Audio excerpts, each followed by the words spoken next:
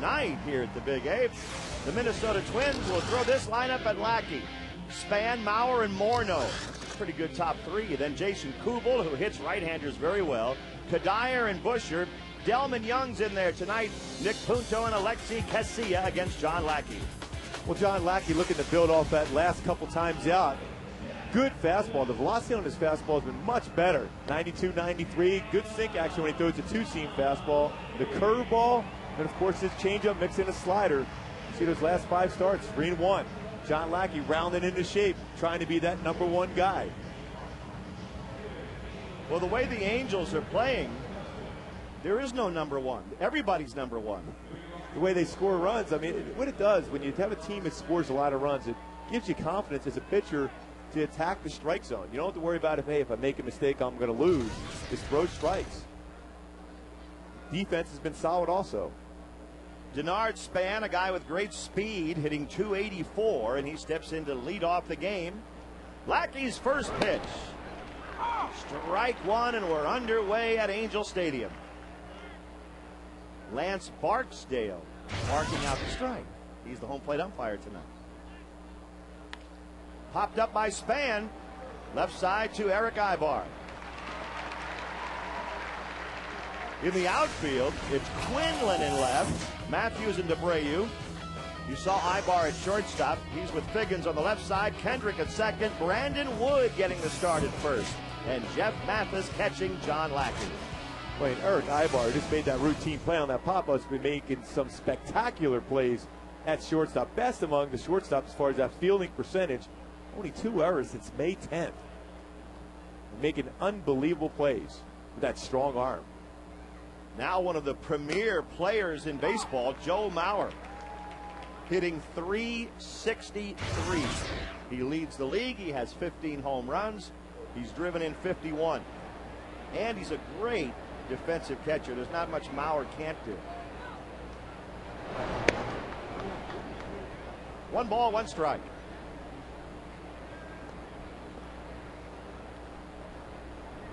You know, but John Lackey, he sees a guy like Joe Mauer, one of the premier hitters in the game. It's a challenge for him. John Lackey loves that. He's very competitive. Hard hit ball right to Howie Kendrick. A one-hopper, and there are 2 outs in the first. John Lackey challenging with that fastball. 91-mile-an-hour fastball by John Lackey. Hey, when you get a good fastball, trust the movement. Throw it towards the middle part of the plate. Trust the action, and we'll get a ground ball. Yes, that was hit hard, but it was on the ground, and your fielders can make the play. As a guy who was in a lot of starting rotations yourself, you mentioned Lackey wants to show he's the number one guy. Is it important that somebody be the leader of a pitching staff? I still think it is. I mean, granted, you know, the team is playing well, and the bullpen is solidified now, but you still want that number one guy that everyone sits in that bench and looks at and say, hey, look at the example he's setting. Whether it's a Josh Beckett in Boston, a CC Sabathia with New York, Cliff Lee with Cleveland. Guys like that set the tone, and John Lackey certainly has that presence in this rotation. Morneau takes outside. 1 ball and 1 strike. And when you look, if you're Jerry Weaver, you're looking on. You see him looking at what tendencies does John Lackey have? Does he attack that zone early in the ball game? What does he do against these good hitters like a Morneau or a Mauer? How does he get him out? Thing is, Joe Saunders, same thing, and he's been struggling to find that good, consistent arm slot. That's why I think he's having some troubles of late. The stuff is there. It's finding that zone. As a young pitcher, you look at a veteran, see what he does to be able to make adjustments during the course of a game. 3-1 to Morneau. Lackey has a lot of leadership qualities off the field. It's not that he stands up and starts hollering, but he leads by example. And he does have a way of being able to talk to the other guys. Well, he does, and he brings the guys together to go out and have some lunch together, dinner, whatever it's going to be. That way you can talk baseball. That's one of the most important things. People don't know a lot about that. Talking baseball when you're away from that clubhouse. Here's the 3-2, and Morneau lashes a line drive at Quinlan. It's a 1-2-3 inning for John Lackey. The Twins are gone in the first.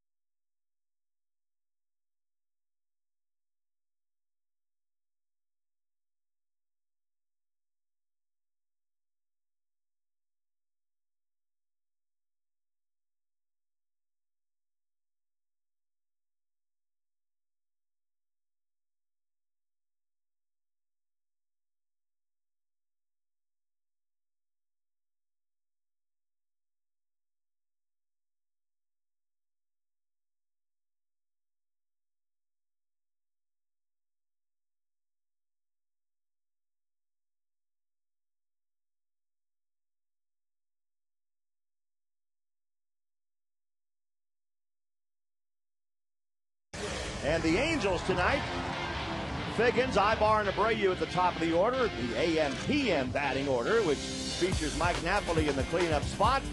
Howie Kendrick, Gary Matthews, then Quinlan hits 7th. Brandon Woods batting 8th tonight, and Mathis will do the catching and hit 9th.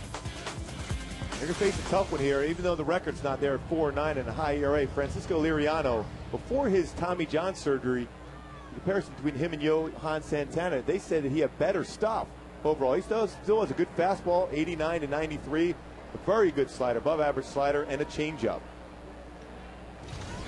Sean Figgins. Sean is hitting .313. Welcome home, All-Star Sean Figgins. Well, maybe you'll be able to come out here about a year from now and see him playing in the All-Star game right here in this stadium. It'd be great to see Figgy not only make the team, but get in the game. Well, what a story that was, too. He finds out, called that afternoon of the game, he gets out to St. Louis. Up getting to the stadium, especially with all the security, with the president being there. And Sean Figgins got there. He grounds one slowly to shortstop. Punto gets it there in time. In the outfield for the Twins, Delman Young's in there in left tonight, then Span and Fedire. You saw Punto at shortstop. Busher plays third, Casilla second, Morneau at first, and it's Mauer catching Liriano. Well, we talk a lot about Mauer, Joe Mauer being a great hitter, but he's a very good catcher, a Gold Glove catcher. Negates the running game, blocks the baseball well when it's thrown in the dirt, calls a good game, good presence, and a tall catcher. Usually you see catchers around 5'11" to 6 foot. A 6'4", 6'5" catcher frames the ball very well. The first pitch to Ibar is outside. Well, of course, Joe Mauer is just loved in the Twin Cities. I mean, here's a guy who is one of the stars of the league playing for the Twins, and he was born right there in St. Paul. 2 balls and no strikes to Ibar.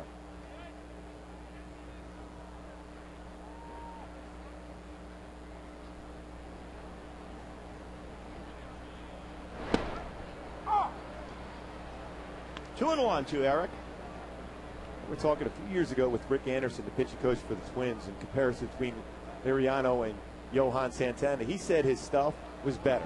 Had a better fastball, better slider, a comparable changeup, but just didn't know how to pitch quite like Johan. And Johan had attacked the strike zone through more strikes.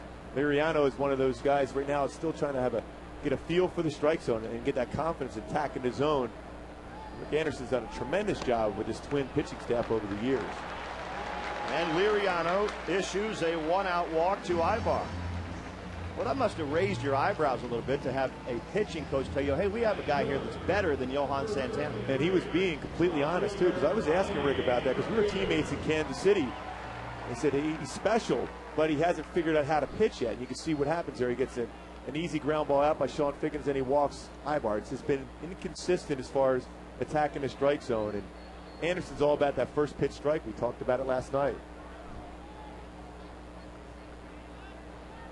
Well, here's a guy whose patience at the plate has just been phenomenal. Bobby Abreu. Oh, 0-1.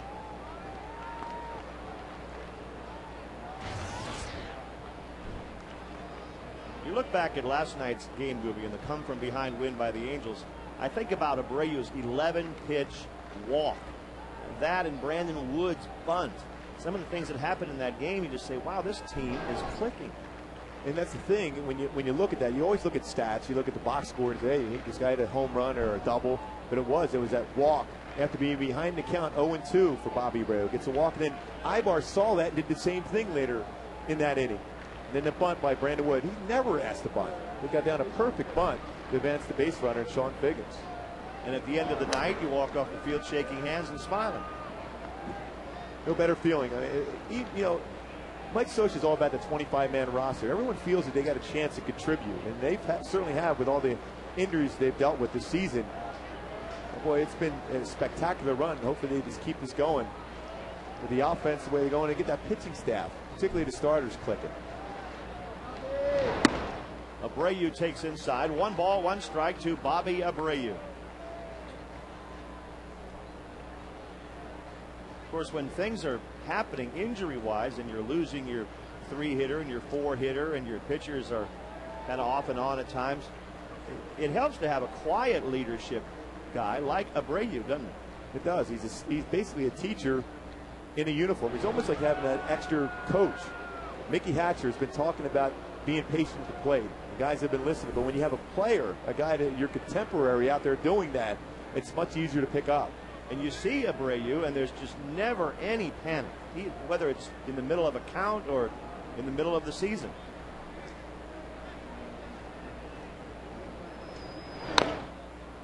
One ball, 2 strikes to Bobby.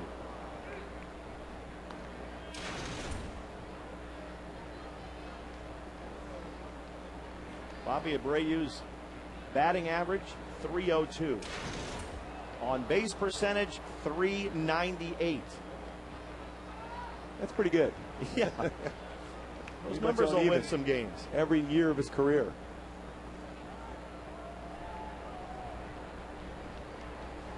Ibar at first base, 1 out in the first inning.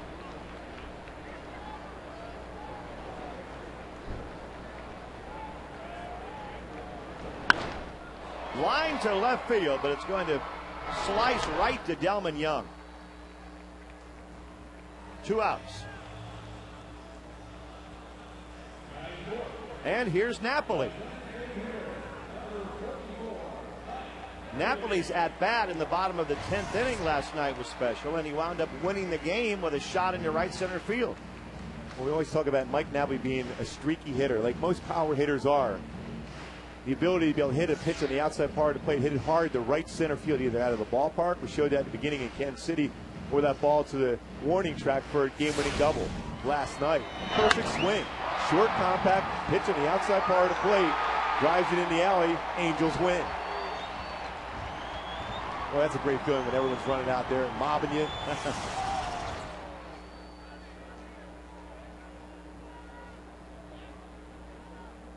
Napoli's up there with Ibar at first and 2 outs.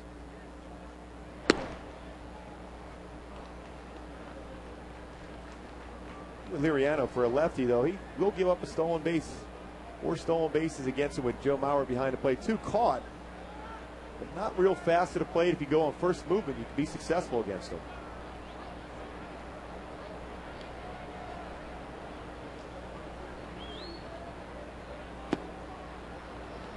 Two 2-0 to Napoli.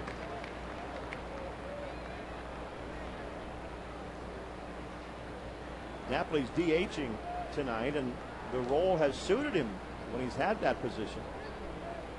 Good numbers as the DH. He's 75. I mean, usually it's a difficult thing, especially for a young player. You got a lot of downtime in between your at-bats. Good breaking ball by Liriano. That's that off-speed pitch. Him and when Johan Santana was there with the Twins, that off-speed changeup way out in front. Napoli thinking fastball count, drops the changeup in. 2-1 to Mike Napoli.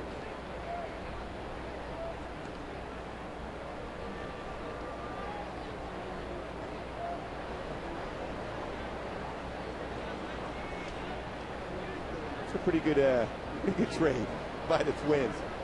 Ruth Bonser, Joe Nathan, and Liriano for A.J. Pierzynski. Only played 1 year in San Francisco, and he had some issues with some of the players up with the Giants.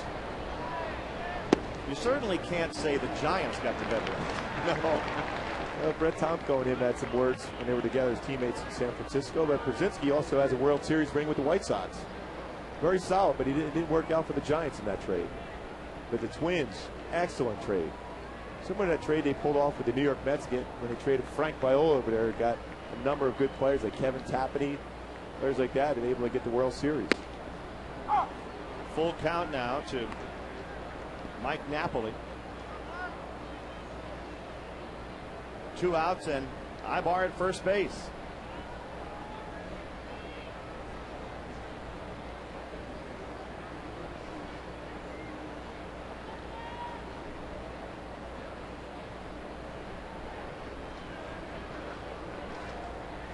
Three-two pitch on the way.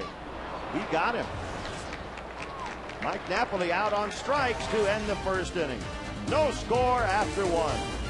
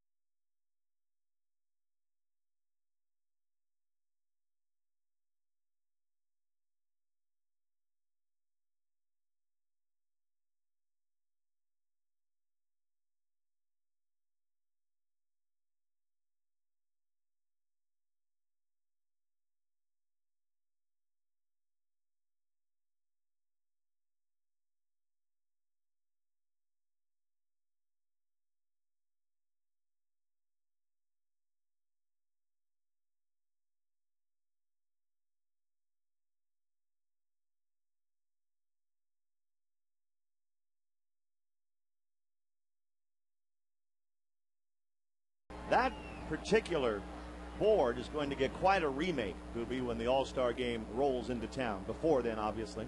Artie Moreno was talking about that last night. That's one of their biggest projects they're going to take in as far as getting ready for that All-Star game in 2010. Jason Kubel at the plate for the Twins. Whoa, and Lackey just about got him with that one. 1 ball, 1 strike. Kubel's having a very successful year against the Angels. It's not a bad idea to make him move his feet. Got him out of the way. That comfort zone. He's hit .526 against the Angels this year. Good pitch by Lackey. He doesn't get the curveball there, though. Strike 2 to Kubel. He had a 2-run home run in the 2nd inning last night. That pitch off the plate is so effective at the right time. Just to let a batter know that don't get comfortable, don't look out over the plate. There's a high bouncer to the right side. Lackey, and he just did get his foot on the base. So Brandon Wood makes a nice play, and Lackey does a little dance over there to get the out. And a smile from John Lackey. That was a nice play. Brandon Wood, obviously not a lot of time. First base, a chopper with spin on it. Still flipped it over to John Lackey. Able to get the bag. Had to reach back. Tough hop, too. The key is for a first base, particularly one that hasn't played there a lot, is a soft throw to the pitcher covering the base. If you throw a hard throw, that's when you get into trouble. Michael Kadire takes ball 1.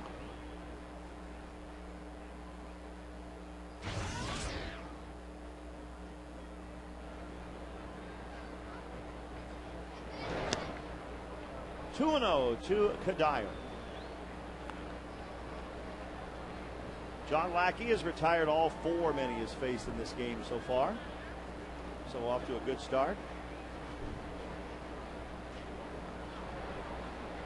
Trying to get the Angels another win. They have the 2nd most wins in the AL, trailing only the Yankees. 58, 56.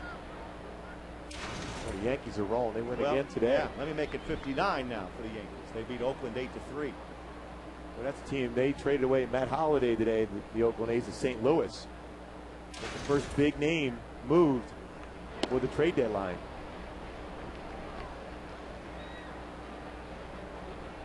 Three and 1.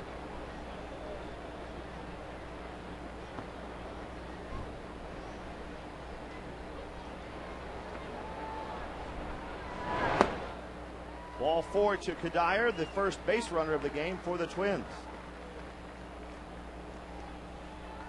And the batter will be Brian Busher.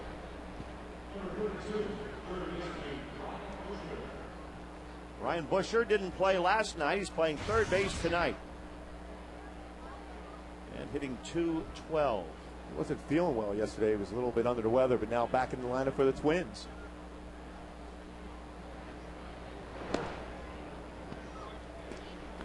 One and 0 to Busher.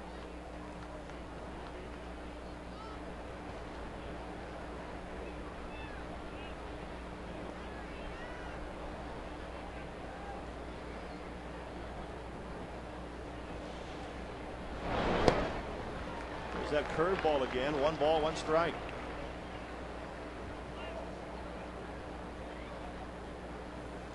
John throws that curveball more often than he used to, doesn't he? Yeah, I think because he can throw for a strike, he's more comfortable at times with that. But here he's going to go with the fastball. When he has that good sinking fastball, that curveball is much more effective. Brandon Wood gets it to second. Over to Lackey, and they get the double play. As John is having quite a time at that base, but he's been getting the outs. He made the play. Wow.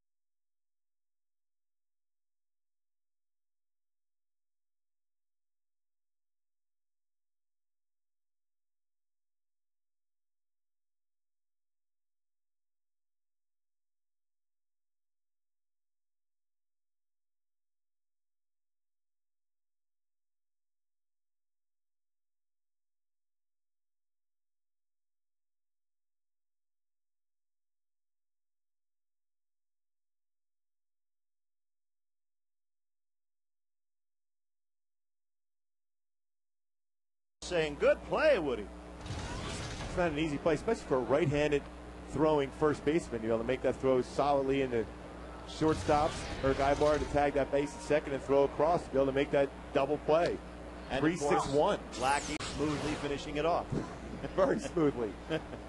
Good feed, too, by Brandon Wood. Waited to get out of the way there by Ibar, but John Lackey, well, he wasn't going to miss the base. No. He covered it all. Well, he got the out. That's what counts. It's the one you work on all spring training long, because you don't see that too often. 3-6-1 double play. That was done well by everybody else. Howie Kendrick lines one down the right field line. That was rolling toward the corner. And Howie has at least 2 as it's picked up by Kadire. It's a double for Howie Kendrick.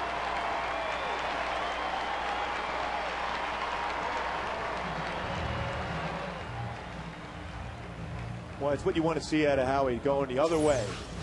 Howard's replay, fastball, the outside part of the plate, that's what you want to see out of Howie. When he's hitting the ball, the right field or up the middle, that's when he's getting that swing back together. That ball was hit hard, the right field, because he kept that balance, trusted his hands, and let that ball go deeper in the zone, and hit it hard to right field for a double.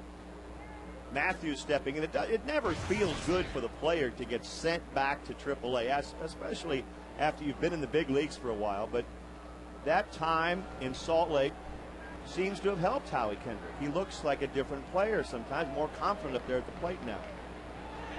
Matthews is up there. And he just balked. Liriano balked Kendrick over to third.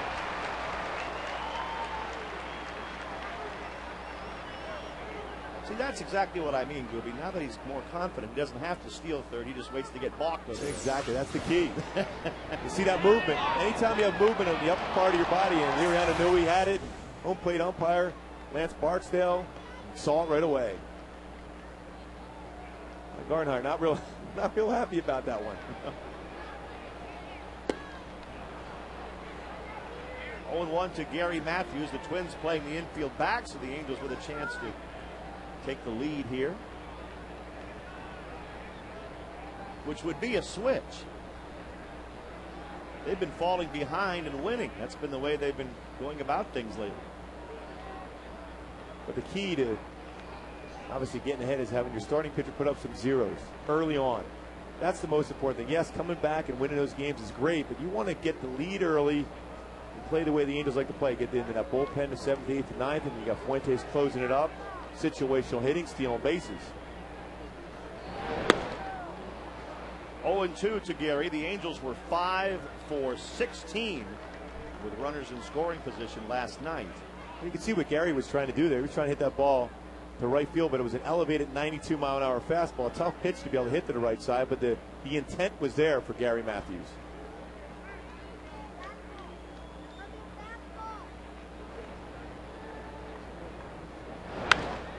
He pops it up. That will not get a run in.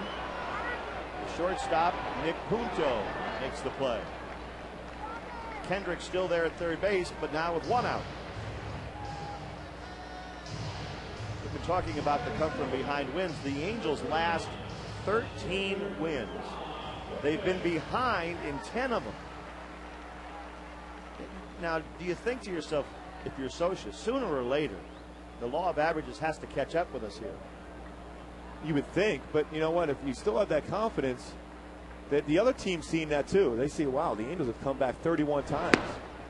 You can't get comfortable with that lead, and all of a sudden their confidence isn't where it should be when you have a lead. They start worrying about, oh, the Angels got a hit. Uh-oh, they're going to run first and third. Before you know it, the Angels are back in the game, and they're going to overtake you. So it's that confidence level the Angels have, and puts a lot of pressure on the opponent. Quinlan batting, and no doubt Kendrick is under orders to run on contact right here.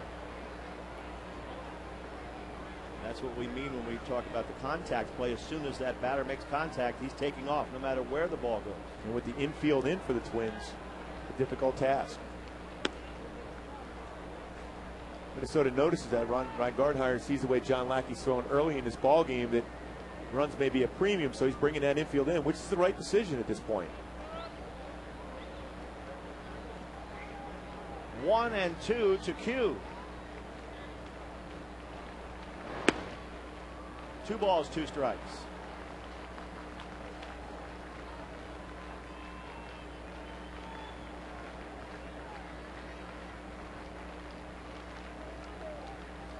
That may be a residual effect of stumbling over the bag at first right there. Maybe a little dirt in his eyes. There's a drive by Quinlan into left center field. He hit it well. Denard Span will not catch it. It's a 2-run home run for Rob Quinlan. 2-0 Angels.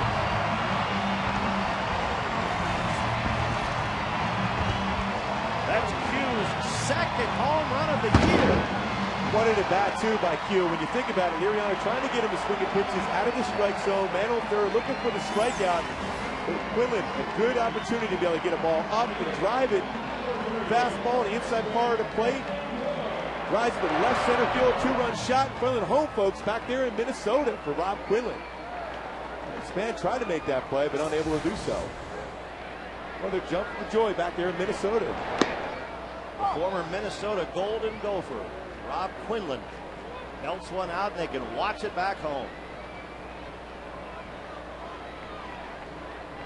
0-1 now to Brandon Wood.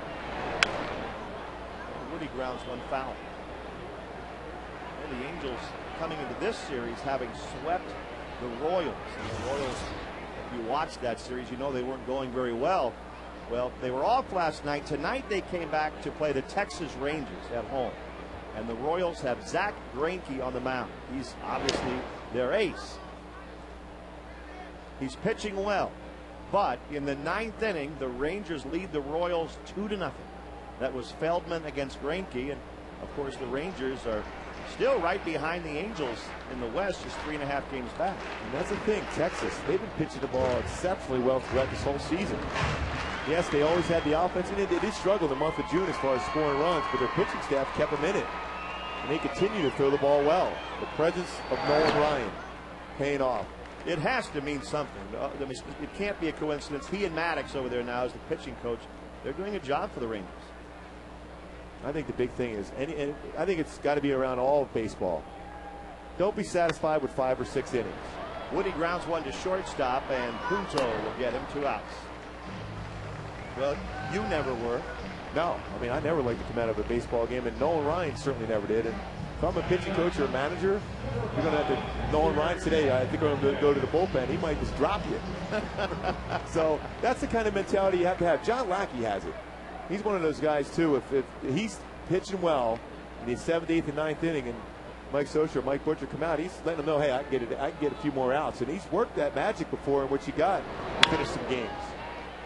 Jeff Mathis strokes one to third base, and the Angels are out in the 2nd, but Rob Quinlan hits one out.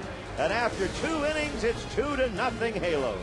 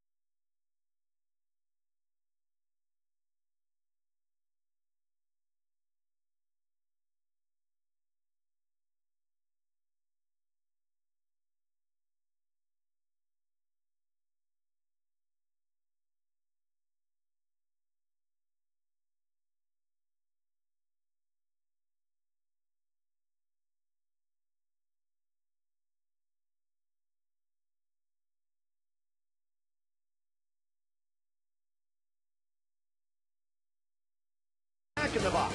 Right now, get the $2.99 big deal, featuring a cheeseburger, a taco, small fries, and a small drink for just $2.99. 3rd inning at the Big A. A great crowd here tonight. Good ball game in the early innings. 2-0 Angels. Delman Young leads off for Minnesota. Rob Quinlan getting the left field start tonight, and it's already paid off. Well, that's a good swing, too. And Liriano had him where he wanted, looking for the strikeout, unable to do so. And Quinlan hits a 2-run shot. 1-1 to Delman Young. He's hitting .270. Somewhat surprising, Gooby, to see Delman with just over 200 at bats have only 3 home runs. First overall pick in the draft. Camarillo, California. Guy at Tampa, when they made that deal, thought was going to be a 30 home run guy, 30 stolen base, 100 RBI, good outfielder, above average arm.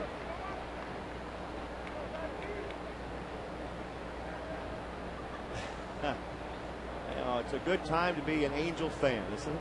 And all those autographs on his hat, too. 2-2 pitch, grounded to shortstop. Eric Ibar. Out Delman Young. Kids, tomorrow the Angels are giving away the first ever Rally Monkey Coin Bank to all kids 2 to 18 in attendance, courtesy of California Pizza Kitchen. Come out to the Big A tomorrow and pick up your free Rally Monkey Coin Bank. You can get your tickets at angelsbaseball.com, and the monkey there said, where are those coins? I put them in there. I've been collecting my loose change now, Rory. I'm excited. You'll be amazed, Gooby, how quickly it adds up. I'll be able to buy you a nice little meal on the road coming up. That'll be very pleasant. Yeah, gets you a nice little Happy Meal with the happy rally monkey. 1 ball and no strikes to Nick Punto. It'd be worth it just to see you bring that with you to wherever we eat. Well, I love it. Just start banging to make sure it gets a change out for you and be able to pay for your meal. I'm that kind of guy, Rory, for you. Yes, very generous. I'm sure it'll be a nice, refreshing meal, too. And highly nutritious, no question. 1-1 to Nick Punto. Good pitch by Lackey on the outside edge.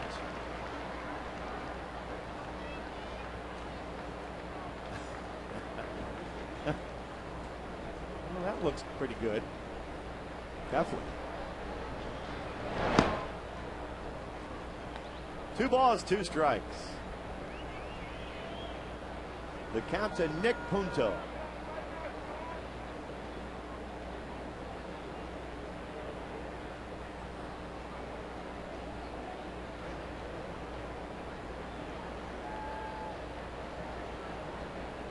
Punto backs out of there. Lots of mighty tasty snacks in this ballpark. Oh, yeah. The food is outstanding. 3-2 to Punto. John Lackey, back-to-back curveballs trying to get Punto to swing of the pitch out of the strike zone. Now 3-2. John with that good fastball, too. Looking for him to challenge Punto with this sinking fastball. He does, and he gets it. John Lackey on the beam tonight. He's worked so well with Jeff Matheson. He already had 205 with Jeff behind the plate. Good spot. Set up on the outside corner, hits the spot at 92.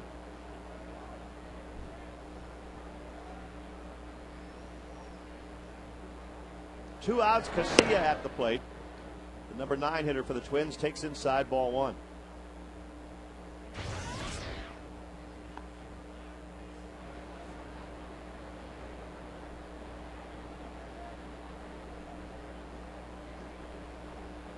Alexi Casilla hitting 168.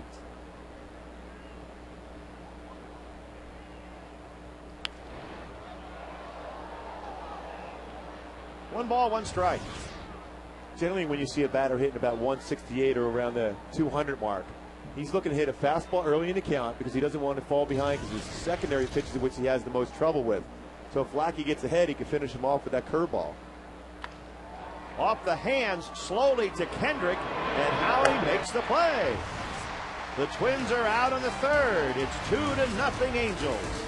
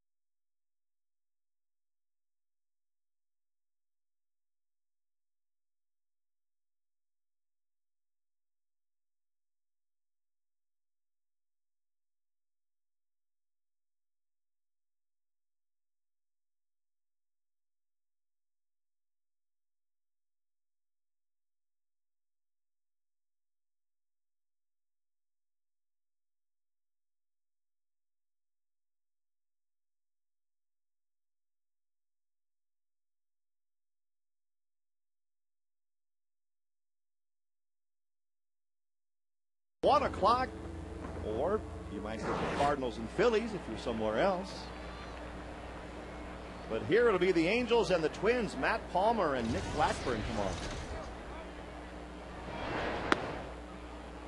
Sean Figgins, top of the order in the top of the third.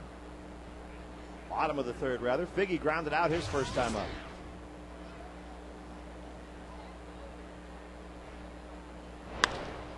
In the air into left center field. Delmon Young able to run it down. Center ball in that spot, although Delmon Young called off Bernard Span. That's a play for the center fielder to make, but man, wise decision, get out of the way of Delmon Young. It's always a good idea not to run into Delmon. 1 out and Eric Ibar at the plate.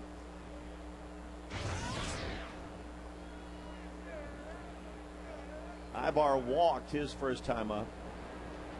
A shot to third, caught by Busher. 2 quick outs in the Angels' third. Well, he's playing up because of the possibility of a bunt by Eric Ibar. That's called that reactionary position, and that was quick reaction by Busher to be able to make that play. Line drive out for Ibar. Texas finished off Kansas City 2-0. So the Rangers, who started the day 3.5 behind the Angels, will either be there or 2.5 back, as Texas now is 53-41. They are not fading into the Texas sunset, are they? No, and then also you got to think of the lines, if they don't win win division, they're in line now for the wild card. That'd be right there with either the Red Sox or Yankees, whoever doesn't win that division.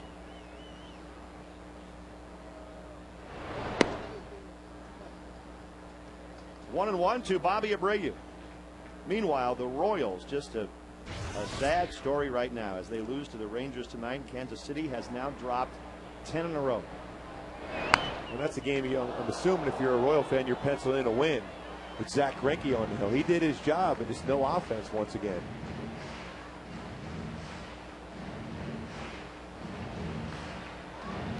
One ball, 2 strikes to Bobby Abreu.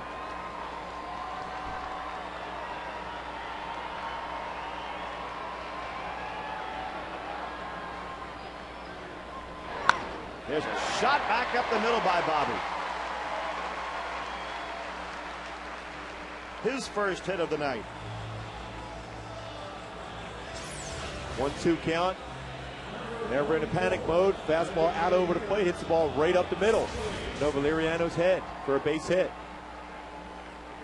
It takes a while for a hitter to have that kind of confidence in which you're behind in the count. Because anytime if you're a pitcher, you're ahead 0-2, 1-2, that's when you throw your very best pitches. Bobby's learned over time to be able to take those pitches, and then when a pitcher makes a mistake like that fastball up by Liriano, he hits it up the middle for a hit. Mike Napoli takes outside, ball 1.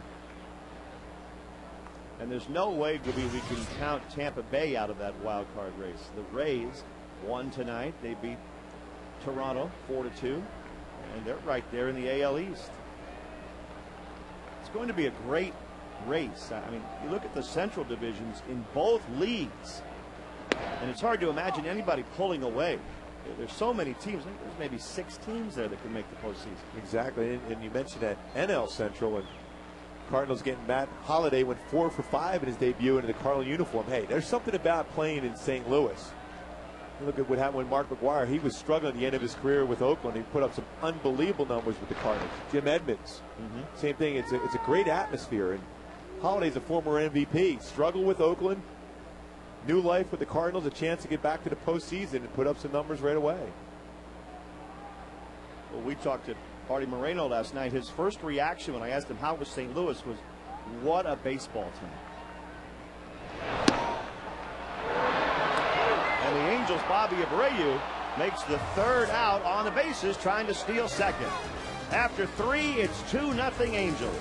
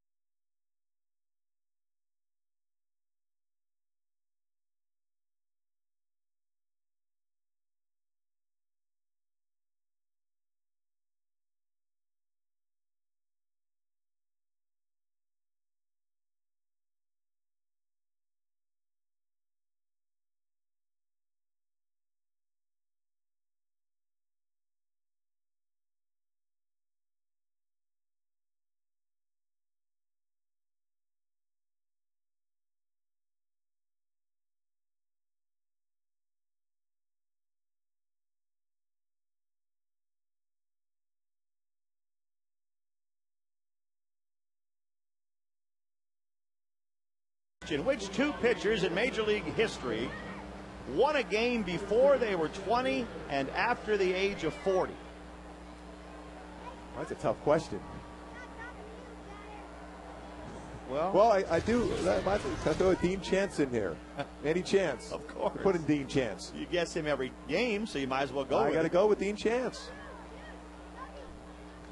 What about Hoyt Wilhelm or Joe Nuxhall or those guys that really were around a long time? I remember the late Ken Brett won a game when he was 19 years old with the Boston Red Sox. I don't know if he pitched in his 40s. Denard Span at the plate for the Twins. 1 ball and 1 strike. John Lackey. He's thrown 39 pitches, 22 strikes, and has given up only a walk in the 2nd inning, which the Angels later erased with a double play.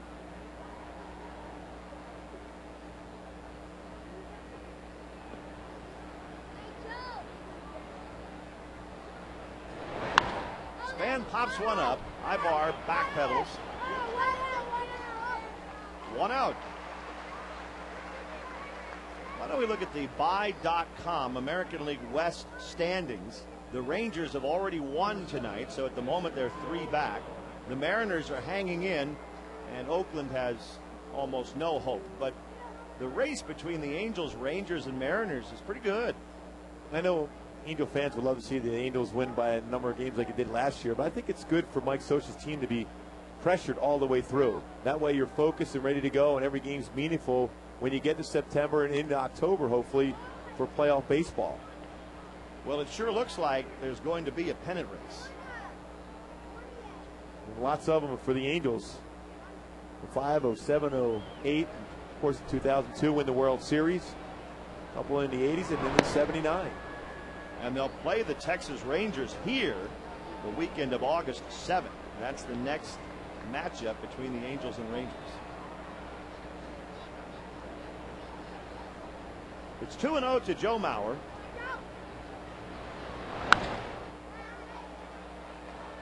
Two and 1.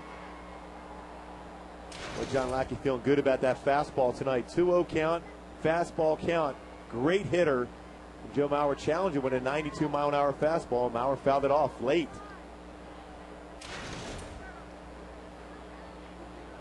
Now 2-1. Does John Lackey come back and challenge him again with a fastball, or does he throw him that slow curveball?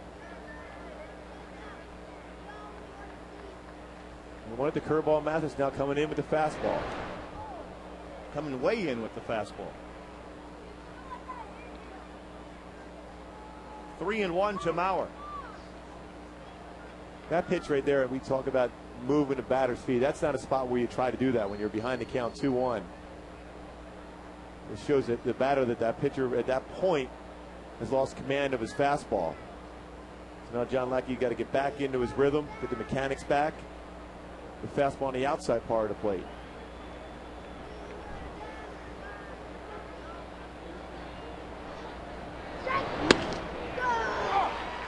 Three and 2 to Mauer.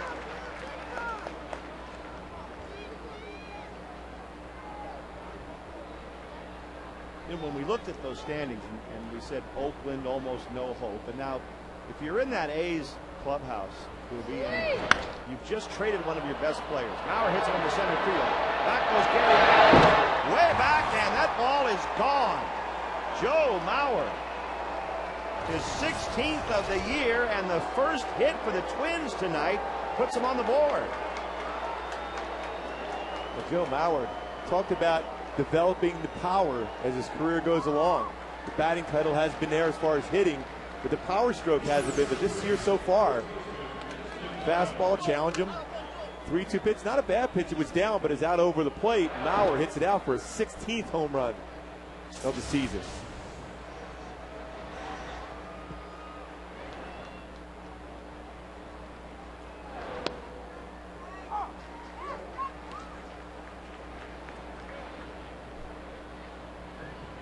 Oh, 0-1 to Justin Morneau.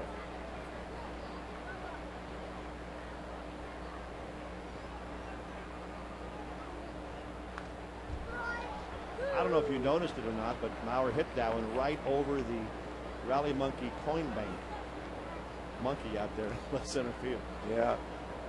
Joe Mauer, what a swing. I don't know if he was quite aiming for that, but he certainly got it over the bank. If it goes in his mouth, they win a quarter.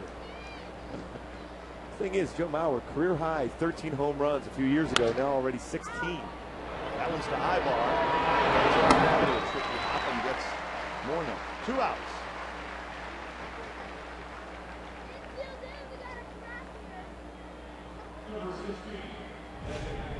The Marines.com leaders of the game, and Joe Mauer leading the league in hitting.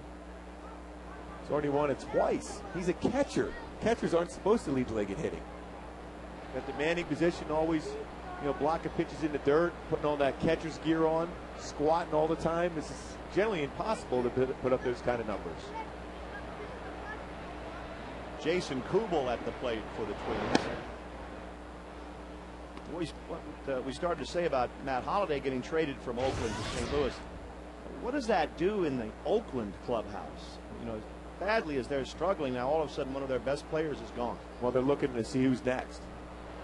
Or is it going to be Orlando Cabrera? Is it going to be, Jason Giambi's hurt right now. Would he be moved at some point? So all those veteran guys they brought over, Nomar Garciaparra, all those guys they thought that would help the offense out, didn't. So now they'll be available to the contending club. This is going to be a different looking team by the month of August. So that looming trading deadline affects not only the teams that are gaining by it, but also the teams that are losing those good players. Here's the 1-1 inside to Kubel. 2-1. But the hard part is you're still going out and playing as hard as you can every day. If you're on one of those losing teams, it's just not much fun. One of those days in August when it's real hot, they drag. I was on a couple teams that fell apart early in the season. It's tough to get yourself motivated to be able to play. Position players is harder. Pitchers, once every 5 days, you're always going to be motivated to go out there and perform. But the everyday guys, it's hard. 3-2 now to Kubel. Well, you were a guy that was traded from Kansas City to the Angels. And when you're traded from your original team, as you were, is there a feeling of, what do you mean? Dislike? You don't want me anymore? Dislike would be a kind way of saying it. Really? Yeah. But my situation, I was able to block the deal because at that point I was a 10-5 guy, which means 10 years in big leagues, 5 consecutive with the same club. So I could have turned down that deal. But the Angels, going to the Angels at that point, obviously it didn't work out for me as far as pitching for the Angels, but it was a great opportunity to come over to this club. And the Royals at that point were looking to rebuild. I mean, they had a new ownership. Ewan Kaufman, our owner there, passed away and it was in transition. So they needed to go younger. They needed a batter. And Chili Davis, one of the best switch hitters and DHs the game has ever seen. So it was a good pickup for the Angels at that point. And the Angels were looking for some pitching. And, because you had Chuck Finley was there. You had Mark Langston. Jim Abbott was brought back. Just didn't work out. A number of us got hurt that particular year with the Angels. 2 outs, 1 man on, and 0-1 to Cuddyer. But there has to be almost like breaking up a marriage. The first time being traded from your first team to think, what did I do wrong? Well, then you got to think of the lines of the other team wants you. Right. If you're Matt Holliday right now, it's not that, maybe Oakland wasn't happy with what you did for them, but St. Louis really wanted you. That's what you got to think of in the positive way. That the new club wants you that bad, it thinks you can get, not only when they get you to playoffs, but possibly to another world championship. 0-2 here to Michael Cuddyer. Foul back to the screen. If you look at last year, the Angels, Mark Teixeira, everyone was like, well, Casey Kotchman's doing a great job, and Casey was playing tremendous defense at first. But Tony Regan's made that deal with the thought process is Mark Teixeira can get us to the World Series and win it. And boy, he helped the club out. They win 100 games. Obviously, it didn't work out against Boston, but the thought process there, the energy in that clubhouse after that trade was made was outstanding. Howie Kendrick unable to handle that ground ball behind second base, and everybody is safe. Had he come up with it cleanly, he might have gotten Cuddyer at first, or maybe even been able to flip it to second to get Kubel, but instead, everybody's safe, and that one is ruled a single for Cuddyer. Hit hard, but Howie in position, if he makes that play, can flip it right over to Ibar to be able to get the force play and get out of the inning. Tricky little hop at the end, but John Lackey thought he might be able to get through that inning. That would have gotten him out of the inning. And now the Twins have 2 men on with 2 out. And Brian Busher at the plate.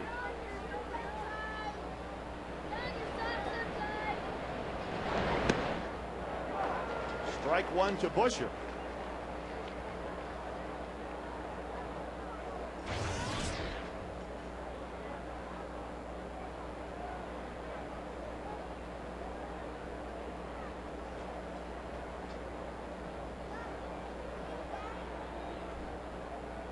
Two on, 2 out. 2-1 Angels in the 4th. I think that's a great point about Tony Reagans, because he had to trade one of his own. I mean, you've grown up with and seen Kotsman get better and better and become a human being that's a little older and a player, and now you have to get rid of him. And his dad's a coach, right, in the minor league system, so it's a difficult thought process, but Tony knew that to get to that next level for the Angels, they had to pull off a deal of huge magnitude, and nobody really heard that rumor at all. No, that was just a fantastic trade. I mean, you watch Mark Teixeira day in and day out. What a professional. This is similar to when you watch Bobby Abreu's approach at the plate each and every game. Teixeira has that same approach. 2-1 here to Brian Busher. Lackey, after 3 fairly easy innings, all of a sudden working a little bit harder here in the 4th. I'll tell you, Rory, as a player, this time of the year is a lot of fun. Granted, you don't want to be the one being traded, but you hear these rumors going around. You think, wow, let's see who we can pick up to make our team better. Who can we get to maybe get us to the World Series and get that World Series ring once again? Of course, get that guy back in the lineup, and Torrey Hunter would be nice. But there's so many players that don't get an opportunity to get to the World Series. So that one acquisition by your GM can get you over the hump. Busher fouls one back. Well, what if you're Brandon Wood? And now, early in the season, all you heard from fans was, when's Wood coming up? Okay, so now he's up, and now he's mentioned in almost every trade room. And Brandon, he gets it. For me, he's a big leaguer. He knows what's important. And importance for him is getting playing time. He'd love to stay as an Angel, but if he had to be moved on and get a chance to play every day, that's the most important thing. But he has potential to be a 30 to 40 home run guy. He's shortened up his swing. He's solid defensively. Plays the game well. Busher foul tips one and not quite held by Mathis. Well, Lackey's thrown 27 pitches this inning, Gubia. As we mentioned, he breezed through the first 3, but this has been a long inning. And sometimes when a play doesn't quite get made, forces not only to continue the inning, but also the pitch count mounts up after that. And you think you're through it. It was a tough play by Howie, but if he normally is going to make that play, rule the base hit. There's a fly ball into left field. Quinlan has to give some ground, but this should get him out of the inning, and it does. 1 run for the Twins in the 4th, and it's 2-1 Angels.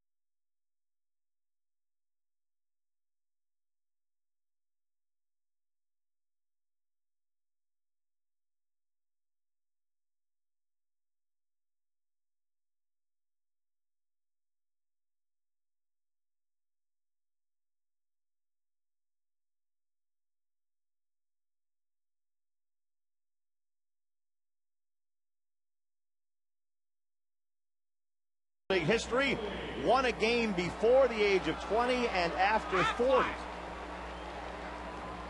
Bert Blyleven. Bert Blyleven. And 287. He should be in the Hall of Fame, by the way. I don't know how. 61 shutouts, 3,500 plus strikeouts. Hall of Famer. Bert was on our pregame show tonight, and he's just one booth over. He was an Angel and a Twin. There he is. Circle him. These guys just circle him up for Bert. Well, you talk about the best curveball, arguably in the history of the game. Tossed in and pretty funny, pretty funny dude too. Oh. I'm always afraid every time I see him he's going to do something. I know. I could end up with my foot on fire or something in my hair or something. You just never know with Bert. No, you don't. But it's best to keep an eye out, you know? Yeah. I mean, he's funny, but you don't want to be the one he's targeting. No, that's why I'm always extra nice to him. I also got my first career major league loss thanks to Bert. I believe that was a 1-0. Yeah, I was still happy with him. He had 13 strikeouts that game. I remember everything. I'm sure he doesn't remember a single thing about that game, but I do. 2-2 to Napoli. And Mike goes down swinging, leading off the bottom of the fourth.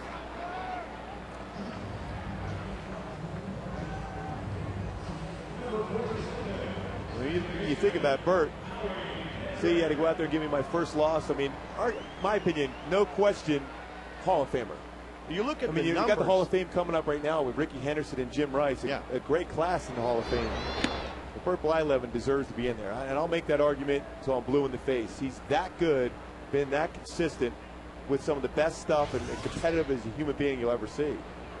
And the strikeout numbers are off the charts. You look at his numbers and you think, wait a minute. You mean you're not in?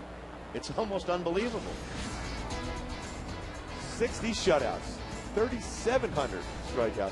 I even took a couple hundred away. Fifth in Major League history. 287 wins. And he pitched on some teams that weren't real good. And a lot of people, well, how come you still should win those games? Well, no. Well, those people are saying that didn't pitch. Sometimes you can't control how many runs your team is scoring, and you can't throw up a 0 every single game. Granted, he did that for 60 times, though. Can you imagine that if somebody now pitched 60 shutouts, nobody'd ever stop talking about it? Nobody goes around and throws 60 complete games anymore, let alone 60 shutouts. Howie Kendrick down on strikes. Liriano strikes out Napoli and Kendrick. 2 outs in the fourth inning, and Gary Matthews coming up. The Angels with a 2-1 lead. They've gone 18-9 in one-run games this year. Matthews popped up his first time up.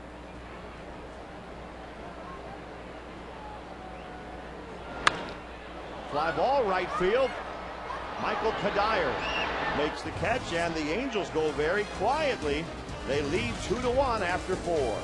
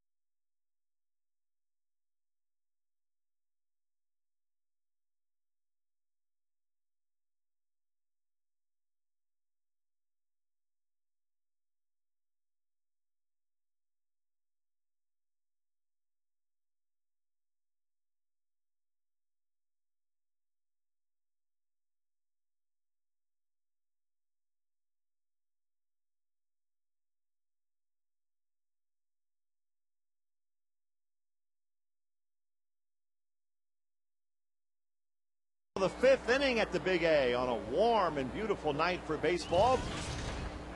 John Lackey and Francisco Liriano hooked up in this one. Delmon Young leads off the fifth.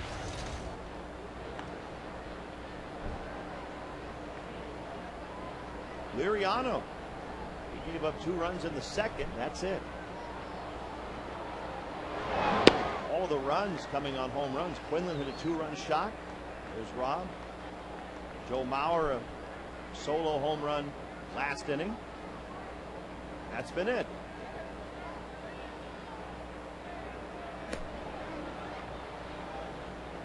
Two and one to Delmon Young.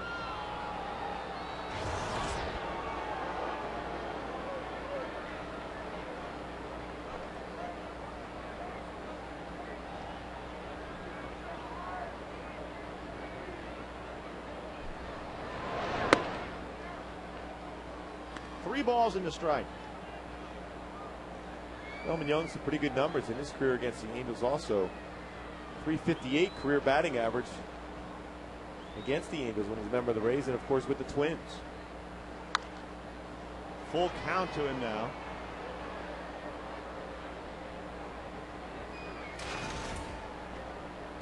Delmon Young came in hitting .270.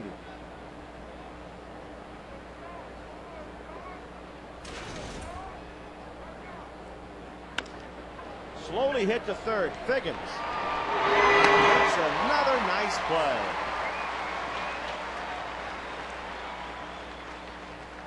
Fans, we have another retro night coming up, a 1980s night, Tuesday, July 28th.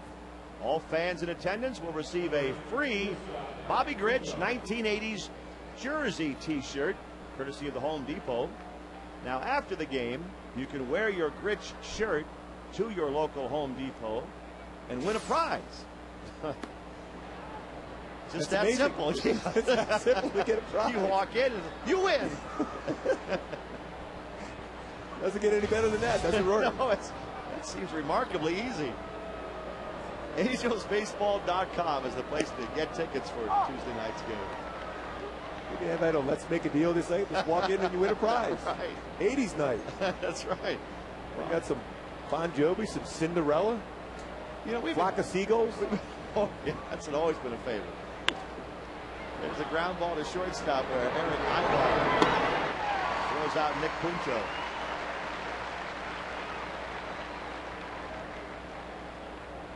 Two outs. Alexi Casillo coming on. That's one of your favorite bands, Loverboy, I'm sure, too. REO Speedwagon. Come on, Rory, you got to be excited about 80s night. Oh, man. Journey. Now that you mentioned Loverboy, I really think. Well, everyone's working for the weekend. You know, we draw about 40,000 a game. That's a lot of prizes for Home Depot to hand out.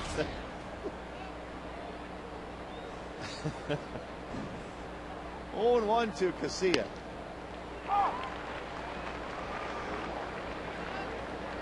No balls, 2 strikes.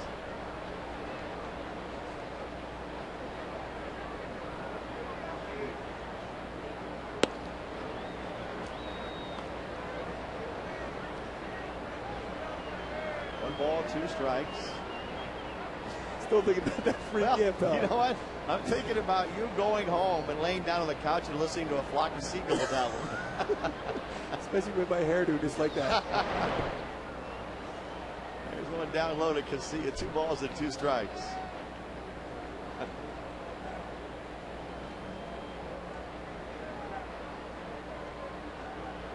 What is a free gift? Isn't it a gift? It's a prize. Free? It's a prize. It's a prize. You win a prize. Oh, yeah. Perfect. I'm going to make sure I put my Bobby Grich jersey on. And go from Home Depot to Home Depot. Swing and a miss by Casilla. He's out, and so are the Twins in the 5th.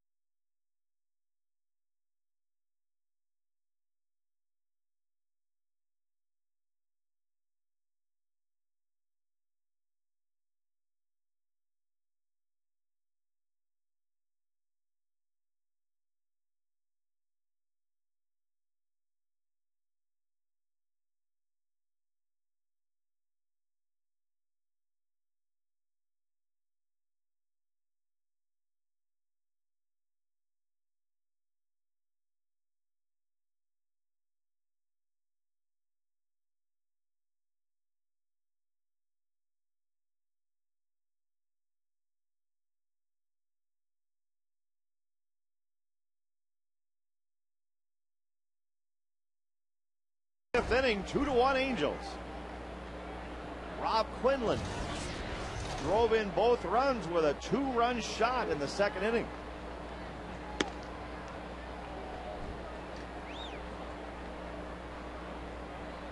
Q has made his living hitting left-handed pitchers. Nearly 300. That was a good at-bat he had against Liriano that first time around. Liriano settled in pretty good. The thing with Liriano is always finding that consistent arm side, his mechanics, because he will fall off towards that third base side, and when he does it, that's when he's out of the strike zone. Q got him back in the second. Oh, what a shot. Ball get out of here in a hurry. This time he walks. Something you'll see a lot from a pitcher. Trust me on that one. After he hits a home run off you, that next time around, you're a little bit more careful against him. Definitely don't forget home runs if you're a pitcher. Brandon Wood stepping in now. Woody grounded out to shortstop his first time up.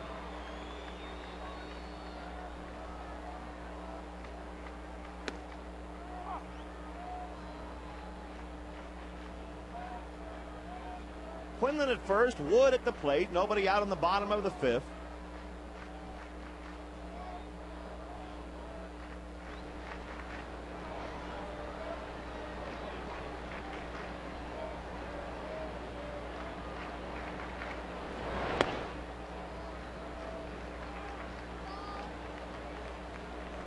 You mentioned when we were talking about Woody earlier that he gets it.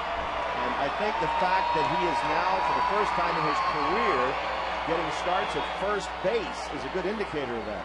He does. I mean, he displayed his presence around the clubhouse, on the planes, on the buses, on the baseball field. He knows what it takes to be a professional baseball player, and he understands that. And if Mike Scioscia asks him to play first, he's regularly a shortstop. We're playing third base. He's moved over. Whatever it takes to get his bat in the lineup. That's what Brandon wants, and that's what Mike Scioscia is trying to do. Ground ball hit to shortstop. That might be a double play. And it is. 2 outs. Ruby, how closely do the veteran players on a team look at a guy like Wood or some of the young guys who come up from AAA just to see how they act, how they conduct themselves? Well, when you have veterans, we just saw Torrey Hunter there, they'll police that. If you're walking around like you think you're already, above the game, they'll let you know. And that's what the important thing for a winning team. They'll have veteran players to keep the young guys in line. Now, if you have a lot of young players, that's why you see teams fall apart, because they all think they're, a team that, these guys are, hey, I'm a great player and I haven't earned anything yet, but I can do what I want. But you need veterans like Torrey Hunter. John Lackey is certainly, for the pitching staff, is a leader.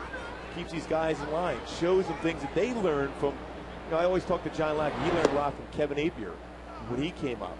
Kevin Napier, I talked with him, and I learned from Paul Splittorff. It goes down the line. You just learn from different players. You stay around veterans who know the game, gives you a better chance to survive in this game because there's so many ups and downs. Especially for somebody like Brandon Woods, getting sent back and forth a number of times, but he understands that his time will come, but he's got to put up some numbers when given the opportunity. 2-1 to Jeff Mathis. 2 balls, 2 strikes. If you look at Bobby Abreu, I'm telling you, he's helped out Eric Ibar so much. You can look at Ibar's approach to the plate now. He used to be a guy that's up there free swinging, trying to hit that first or second pitch. But now he's working the count, allowing that pitch to get in the strike zone before he makes a pass at it and hits the ball the other way. See the numbers for him. It's the veterans you need for a club. You always want to have good young players, but you also sprinkle around the veteran leadership to be able to be successful. There's a shot in the left field by Jeff Mathis. That sends Delmon Young to the fence. Home run! Jeff Mathis, his 4th of the year, the number 9 hitter for the Angels tonight. Hits it out, and it's 3-1 Halos. Got a hit to the inside part of the plate and down. Jeff Mathis ball hard the first at bat. Nothing to show for it, but this time got some elevation behind it. Liriano. Let me go with the slider, but what a swing too by Matt. This ball's down and in. That's exactly where Liriano wanted to place that pitch. Gets it out of the ballpark for a home run. Boy, we do not know from night to night, as Abreu says, way to go, Jeff, who the hero is going to be. Tonight, Quinlan and Mathis have homered to give the Angels the lead. Giving the Angels now 97 home runs. Remember the time when the Angels were struggling offensively, they had about 44 home runs, and then interleague play came around, and they've been taking off ever since, as far as the long ball. It's 2-0 now to Sean Figgins. 3-0. Again, Liriano, great stuff, at times inconsistent mechanics. You know, he walks Rob Quinlan. The double play gets him almost through it, then he makes a mistake. Mathis hits that out, now 3-0 count. Strike into Figgy.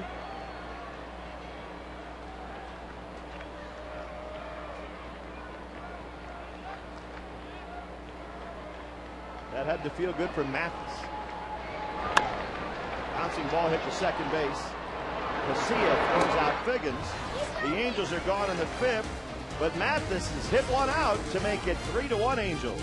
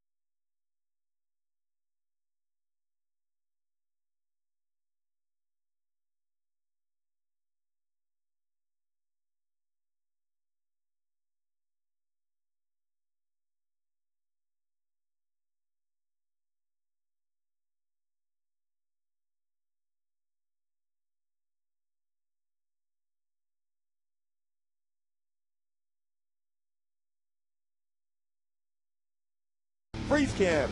Liriano going inside on Rob Quinlan, but bam! Squared it up. Rob Quinlan takes it deep to left center field for a two-run shot.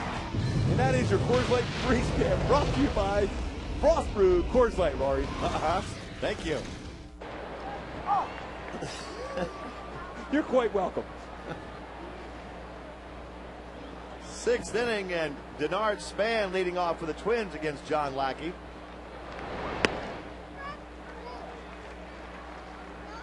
Oh, 0-2 to the Twins leadoff man, who is 0-4-2 tonight. He's popped out to shortstop twice.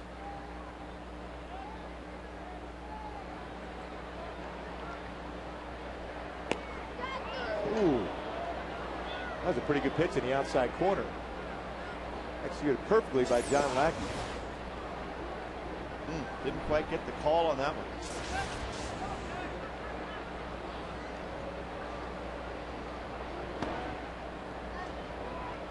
2-2. The Rally Monkey just taking a quick nap here.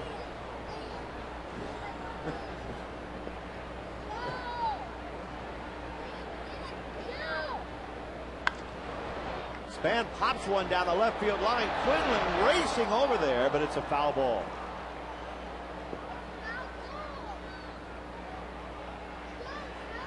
The Cleveland Indians leading Seattle 1-0 in the sixth inning tonight. The Indians are in here next after the Twins. The Indians series starts Monday, and it's kind of odd, but it'll be the first time the Angels have played the Indians this year. It is quite different. I mean, you think in the lines you would at least have played them either in their place or here, but neither place yet.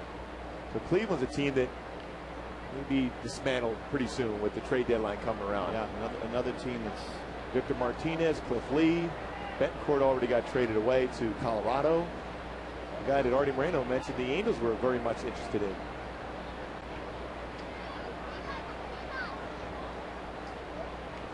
2 balls, 2 strikes to Denard Span.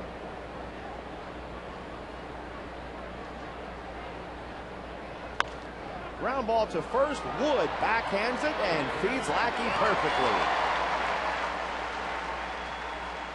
There are a number of great ticket specials for the games during this homestand, which of course includes the Indians. $3 tickets are available for kids ages 2 to 18 in select view level seating areas. And it's only $10 to sit in the field box, the terrace box, the club loge, or the right field pavilion when you use the password YOUTH at angelsbaseball.com or the Angel Stadium ticket window. This is a great homestand to come out and see the Angels against the Twins or the Indians. Joe Mauer hit a home run last time up for the only Twins run of the night. All of the runs tonight coming on home runs.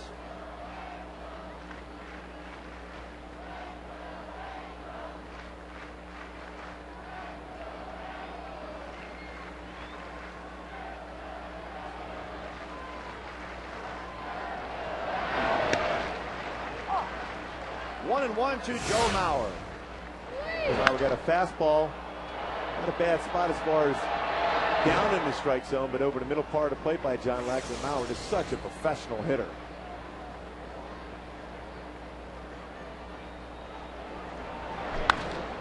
He drives another one. That one's deep to right center field. And Mauer hits his second home run of the night. It's now 3-2 Angels. Well, when I look at Joe Mauer, he reminds me so much of the guy I used to play with. We were talking about George Brett, a guy early in his career, hit for an average, then started developing power. Had a tougher time with slow curveballs and changeups like I pitched before the home run with the slow curveball. He took it because he doesn't stay back long enough on some of those slow pitches. But a fastball, you try to sneak one by him. Mauer turned on that one, hits that ball out. Sometimes the conversation comes up on the bus or on a plane. If you were starting a team today, who would you take? And this guy's got to be pretty close to the top of that list. No question. I mean, a catching position, it's no accident that there's a lot of catches that end up being managers. So they manage the game itself. Wait, Morneau, another out against the Angels. And another nice play by Brandon Wood, getting smoother and smoother at first. But getting back to Mauer, here's a guy that controls the game on the field, the catching position, negates the running game, hits for an average, 2 batting titles already. Now you're seeing the development of the power swing, 17 home runs. Yeah, and this is now the 3rd time in his career he's had a multi-home run game. Talking about a guy who's before this year, career high 13 home runs, playing in the Metrodome, known for a home run hitting ballpark, but now seeing the ball, and his batting average is not getting hurt as the power develops. Most times guys that hit for an average will try to slow down and not try to hit the home run, but now the power stroke's coming in along with the batting average staying up. Jason Kubel up there for the Twins. Hard hit ball to short. Nice play by Eric Aybar. The home run by Joe Mauer makes it a 1-run game, 3-2 Angels.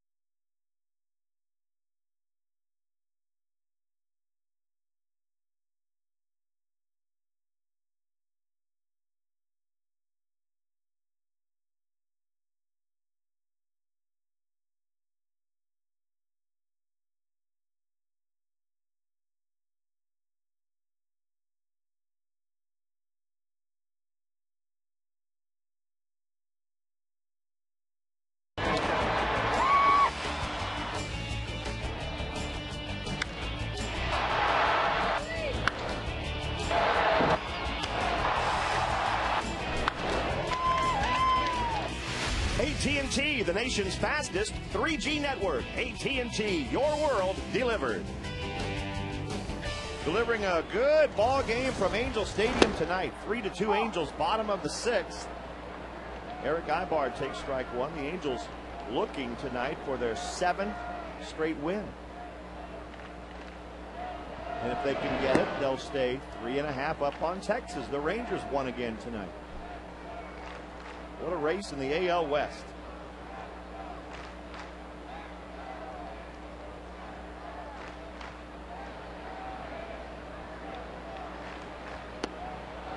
One and two to Erick Aybar. We can see that great slider by Liriano and those numbers. Top batting months. Sean Figgins, June of 07, 461. Benji Molina made 461. Of course, Ry Carew. Erick Aybar right now. Right. The month of July that Aybar's having is just off the charts. 478. Right. 24th of July. Right. It's not like it's 2nd of July. No. Still firmly believe the presence of Bobby Abreu in this lineup and his approach has helped out Erick Aybar. To third and off the glove of Busher. It rolls toward the seats. Mike Scioscia running out there because a fan touched that baseball. Yeah, it sure looked like a fan grabbed that ball. Aybar went back to first base, and Scioscia's out there to talk to Marvin Hudson. He's going to get some help. He's thinking that Aybar would have gotten to second had there not been fan interference, and that he should be awarded second base. The ball went off the glove of Busher over towards the stands. And the fan looked like it touched it at that place, so it should be a ground rule double. Well, proper thing is they're getting together. Scioscia's pretty good at getting the umpires to talk to one another. Randy Marsh is the first base umpire and crew chief. Barksdale's the home plate umpire. Marvin Hudson at third. So Scioscia's getting an explanation. Let's see if he is happy with it. So far, not really. You know, if the fan doesn't touch it, Gooby, and it just bounces away down the line, Aybar's probably at second base. Anytime a fan touches that ball, especially when it went off his glove, the third baseman Busher, it should be awarded a ground rule double. So here's the first bounce off of Busher's glove, and it tipped the glove of the fan. Yeah, it actually deflected it right back to Busher. Should be a ground rule double. Just tipped off the glove. And Busher was even pointing as if it was touched by a fan. It'll go as a single for Erick Aybar. And now Bobby Abreu up there. Liriano with 6 pickoffs at first base, so he does have a good move. Susceptible to stolen base when he goes home when you go on first movement, but that move is quick to first.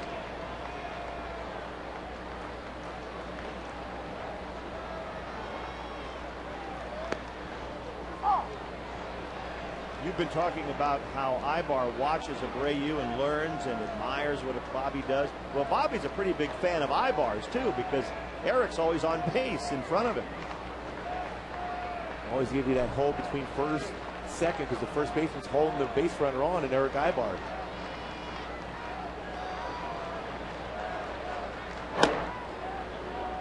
It's 0-1 to Abreu, hitting .303. He's driven in 63 runs. And he's scored 53. So that's tremendous production.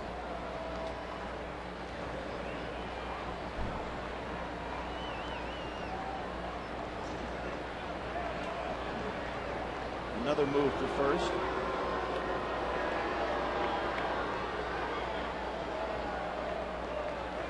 Gardenhire knows that the Angels are very aggressive on the bases. Bobby Abreu handles the bat well. Going to make sure his pitcher's aware of that and throws over the first base a number of times.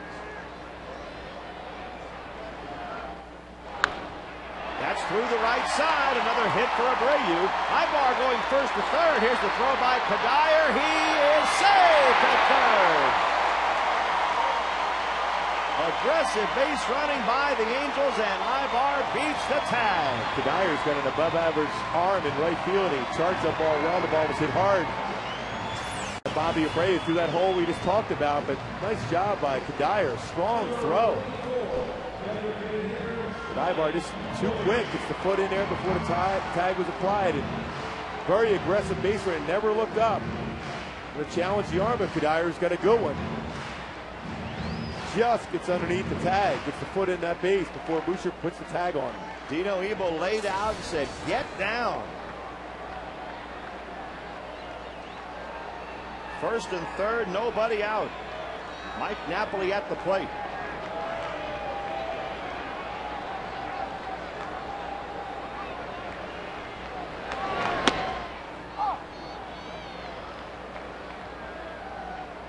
Napoli looking for a pitch up to be able to drive in the air. That was the pitch right there to be able to get that fly ball. But just inside, in which Napoli wasn't comfortable trying to extend his arm and drive that ball in the air. 0-1 to Napoli. There's the fly ball to right. That one is hit well to right field. Mike Napoli has hit it out.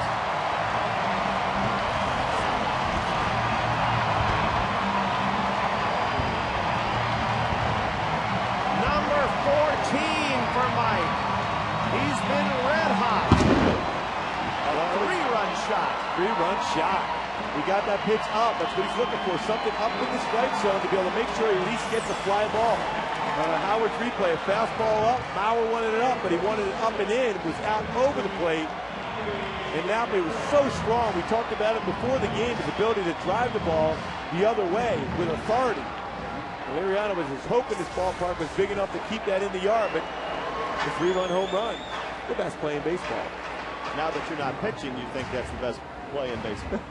No question. Didn't like giving that up. 14th home run for Napoli. So the Angels now lead it 6-2. Still nobody out in the inning.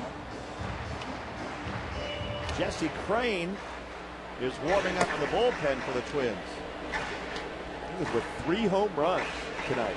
And Napoli's third in his last 5 games. You know, and they've all been big ones, too. Plus, he had the game-winning double in the 10th inning last night. Howie Kendrick up there. Lines one into center field. And the Angels have 4 consecutive hits off of Liriano here in the 6th. And we talked about Howie Kendrick going the other way. First at bat, he had a double to right field. This time going up the middle. That's the approach that makes Howie Kendrick so effective, going up the middle the other way. Don't try to pull the baseball. Get in the fastball count. First pitch fastball, hits it up the middle for a hit. Gary Matthews now 0 for 2. Popped to short and flied out to right.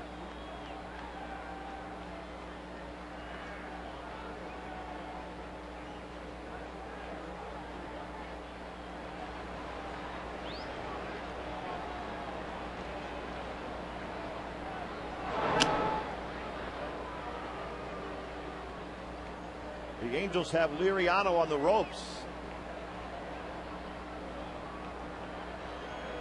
A situation now where a guy coming back from the surgery he had just a couple years ago, having a tough time getting that good arm slot. Unlikely to see him out of the game here real soon.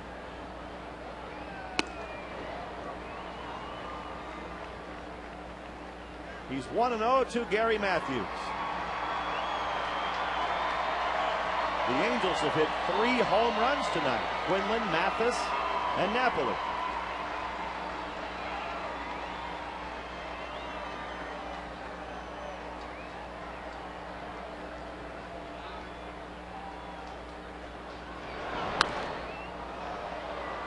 One ball, one strike to Gary.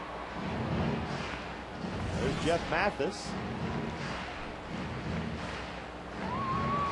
Q hit the first one tonight for the Angels. So you add Napoli in now, and both of the catchers have hit him out.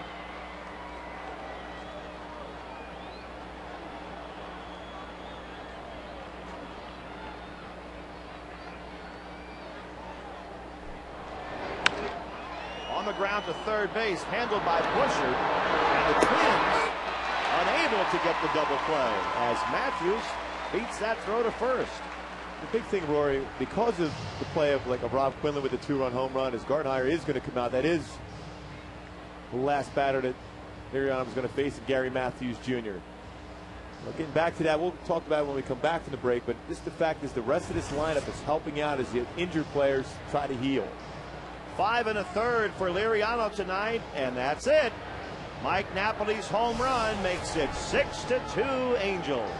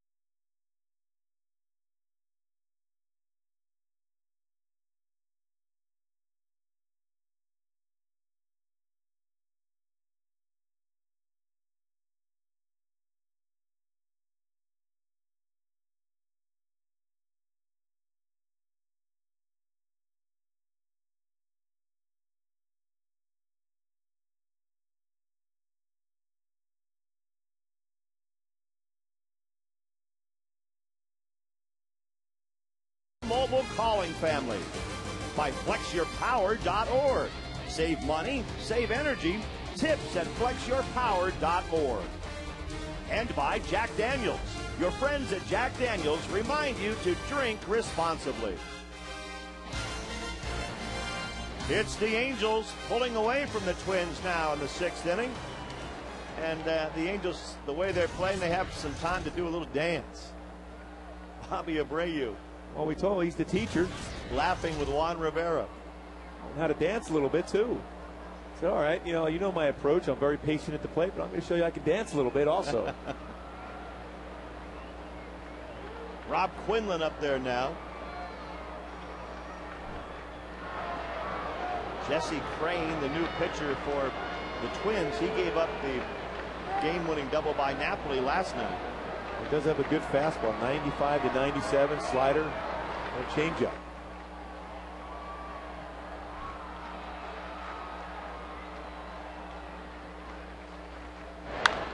Quinlan pops one foul. Might be a play for Morneau. He's over near the railing, reaches in, but couldn't quite get to it.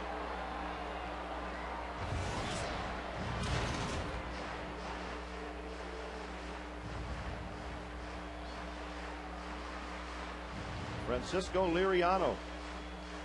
He gave up a couple of runs early on the Quinlan home run and 2 other pitches he'd like to have back.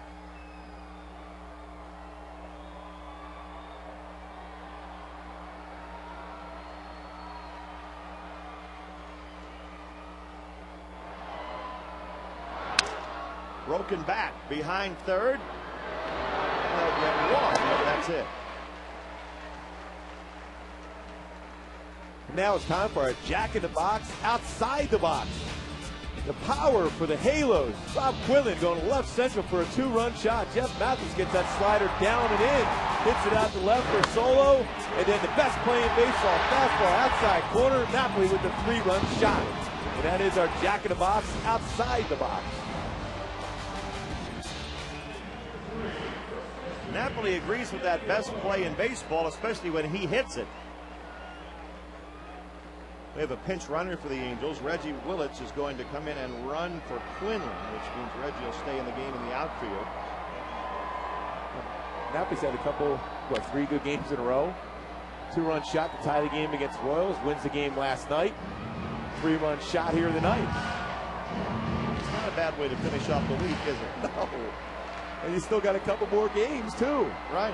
Corey Hunter's going, I got to go next to this guy. He's hot right now. He's about as hot as you get. When he gets in one of those streaks, he can carry a club. And getting back to that talk about how you got Torrey Hunter, Vlad Guerrero, Juan Rivera not in your lineup right now, yet the other guys are picking up the slack as far as the offense. And that allows the Angels and the organization to take their time before you bring back Torrey. Don't rush them. Same thing with Juan Rivera and Vlad Guerrero. That way, if you're struggling, you're going to get them back in there quicker than you probably want to. But because they're playing so well and everyone else is picking up the slack, you can take your time, make sure they're 100% for the stretch run, because Texas is not going away.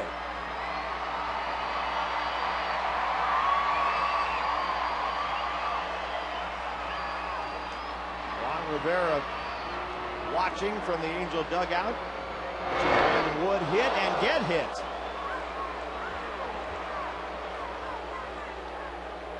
Jesse Crain plunks Woody. Well, fastball inside of Brandon Wood. There's no way you can get out of the way of that one. You just got to turn your back and try to get a spot where it's not going to hurt as much. That's kind of a tough thing to do. Yeah. You're trying to figure out what part of your body it's not going to hurt as much. As it's coming at 90 miles an hour. But Brandon did something, though, that pitchers can't stand to see. He didn't even flinch. Just walked down the line. Didn't even give him the benefit of letting him know that thing hurt. Jeff Mathis fouls the pitch back.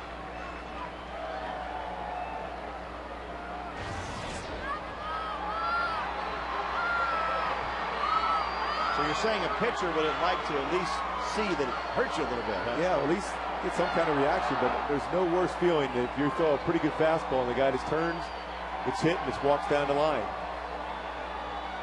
Not that he was trying to hit Brandon in that pitch, though. Mathis with a fly ball into left field. Delman Young makes the catch, but the Angels have a good inning, scoring 3 times in the 6th.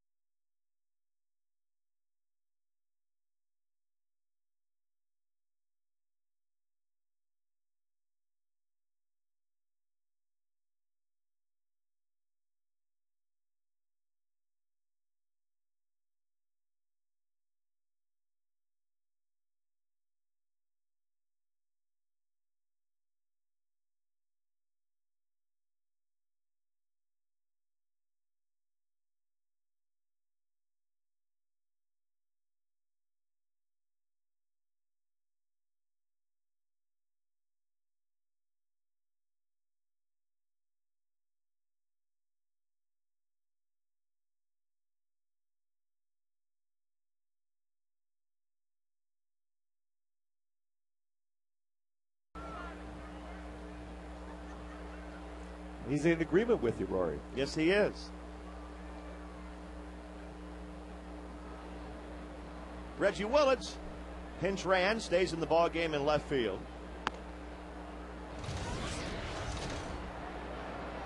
first pitch to Michael Cuddyer, a little up and in. Cuddyer has a walk into single tonight. John Lackey now working with a 4-run lead. This could be John's final inning. Here comes his 94th pitch of the night.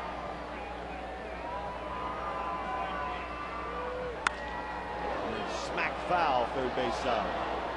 A fastball inside. Cuddyer turned on it. These three guys, Vladdy, Torre, and Rivera, none of them are available to play. Rivera maybe is a pinch hitter, but sunflower seeds are a necessity when you're on the DL. There's a ground ball to Howie Kendrick. Cuddyer is retired.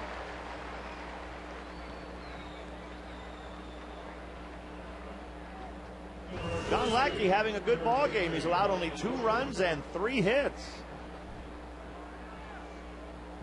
The pitch count's getting up there. John not going necessarily for the strikeout tonight. Pitching to contact. Doing a nice job with that. A lot of ground ball outs. Trust your fielders. Angel's up there now 3rd in fielding percentage in the American League. Brian Busher at the plate for the Twins.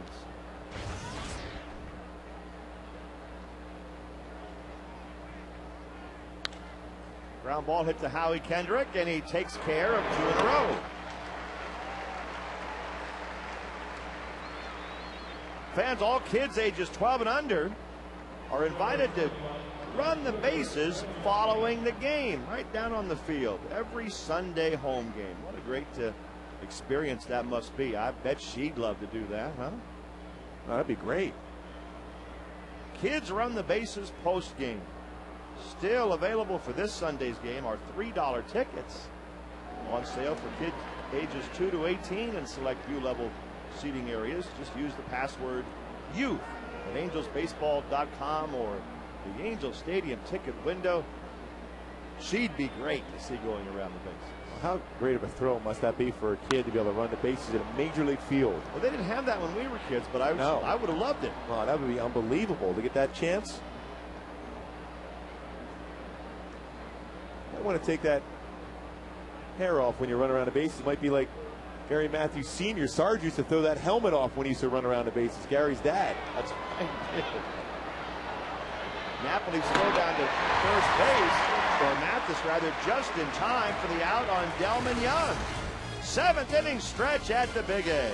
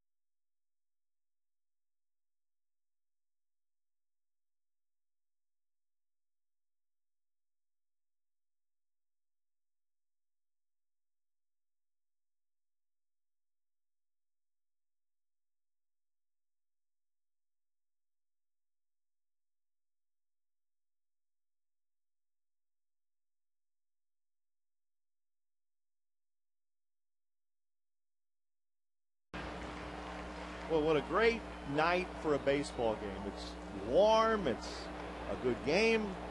Fireworks after the ball game. Summertime at Angel Stadium. And a great baseball team that continues to play outstanding baseball. Well, that's for sure. Bottom of the seventh, top of the order. Sean Figgins takes strike one from Jesse Crain. Figgy's 0 for 3 tonight.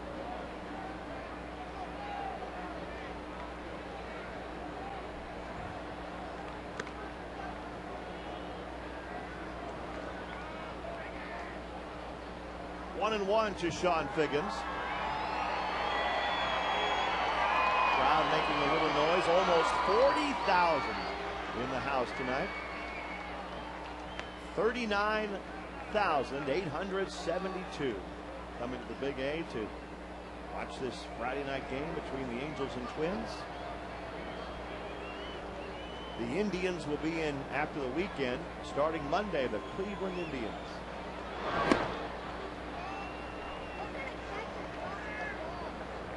Three and one to Sean Figgins. An interesting time with Cleveland in town. The name Cliff Lee. We talked about by a number of clubs. Strike two to Figgy. And of course, don't forget July 13th, 2010. The Major League Baseball All-Star Game right here at Angel Stadium.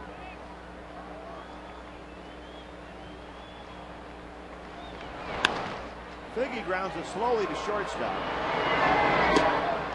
One out. Well, now that the 09 All-Star Game has come and gone, 2010 feels like it's coming fast. That game on July 13th. It's, man, what an event, a night, a week surrounding that whole game. That's going to be something special. Oh, this is the preparation, the excitement. Get here, well, it'd be nice to be able to celebrate a World Series before that All-Star game and have Mike Scioscia be the manager of that club. That probably but would we're be. Looking ahead a little bit. Yes. That would be the ideal scenario to have Scioscia managing that American League team.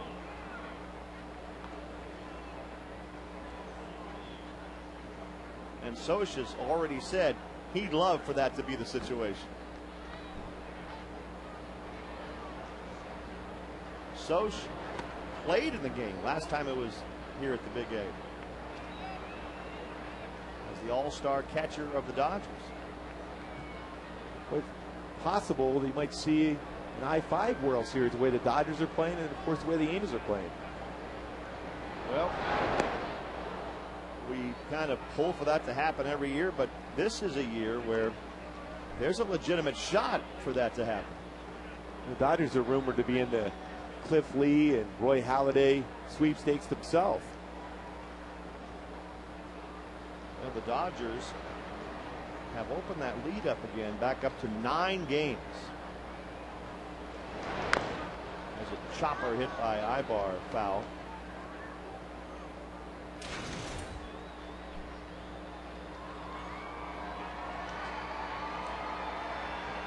That would be just an amazing fall classic, wouldn't it? Well, I'll tell you what, the fans will go nuts on that one because there's a lot of it's a pretty good rivalry between the two teams. But there's still a lot of baseball to go. And clearly, some big names available in the trade market could change the course of who gets to the postseason level in the World Series. It sure could. Like I said, as a player, this is the best time of the year, especially when you're playing well. You may get that one piece of the puzzle that gives you a chance to get to the postseason and have that magical run like Mike Scioscia had there with the club in 2002. 1-2 to Ibar. You know, the trade deadline's only a week away. So all those rumors, if they're going to come true, it's going to happen pretty quick. Well, it started. Matt Holliday going to the Cardinals. Tony Regans, Ken Forsch. I'm talking about, there's no question they're trying to improve this club. Now, whether at the expense of getting rid of a lot of good young players, good young prospects, remains to be seen. But as good as the Angels are playing right now, there's always room to add that player to get you over the hump.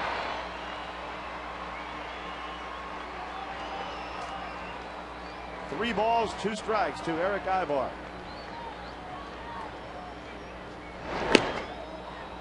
Down he goes. 2 outs in the bottom of the 7th. The Angels have been red hot. I don't think there's any question about that. But there are some tough stretches left on the schedule for the Angels. I mean, right now they've been beating up on Oakland, Kansas City. They're playing well against the Twins, and you have to do that. You have to beat those teams with records that are much worse than your own. But you look ahead, let's say, to September, and you play in order in the middle of September. The White Sox, the Red Sox, the Rangers, and the Yankees. So right there, you're in the middle of September, and those are good teams. Well, that's a time where you hope your starting pitchers are consistent, and you hope that offense continues to swing well, and then, of course, you hope to be healthy. Get everyone back in that lineup. And John Lackey, an important start tonight here through 7 innings, 2 runs he's allowed. He's the guy that can set the tone as far as the starting pitcher. You had that graphic before the game about 31 comeback wins. Well, that's great, the ability to come back in the confidence, but you want to be ahead of the game. So you got Jerry Weaver, you got Joe Saunders, guys that have great stuff, Urban Santana, John Lackey, but they got to be consistent. Once they get on a roll and set by the ace of the staff here, hopefully by John Lackey, that everyone just feeds off that competition amongst starters. Hey, did he pitch well? I can pitch a little bit better. Then the next starter goes, I can do a little bit better than that. You have to have, I think, a dependable Santana and a dependable Saunders. I mean, those are 2 key components.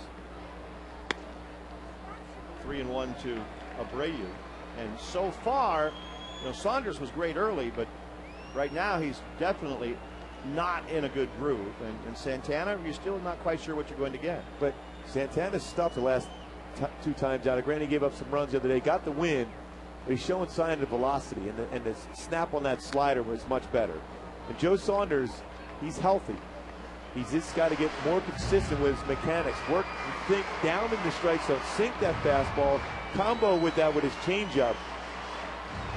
That's a sign right there. You see Mike Butcher, you see with that hand action up and down, it's working uphill as compared to working downhill. That's what he wants out of Joe Saunders. Work downhill. That means sink that fastball at the knees and get ground ball outs. Full count here to Bobby Abreu. And Bobby Abreu goes down swinging. A good inning for Jesse Crain. We go to the 8th. 6-2 Angels.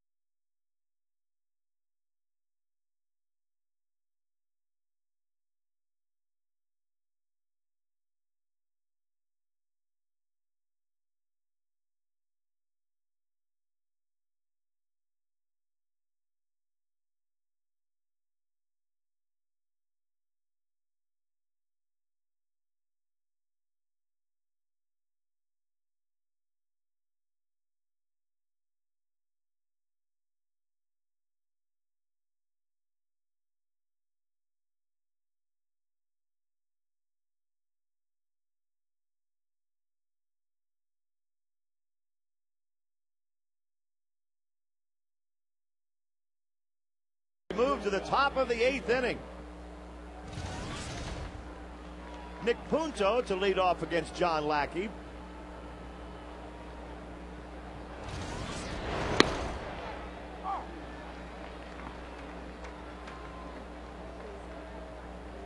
Probably not much chance for John to complete this one tonight. He's into the 8th inning.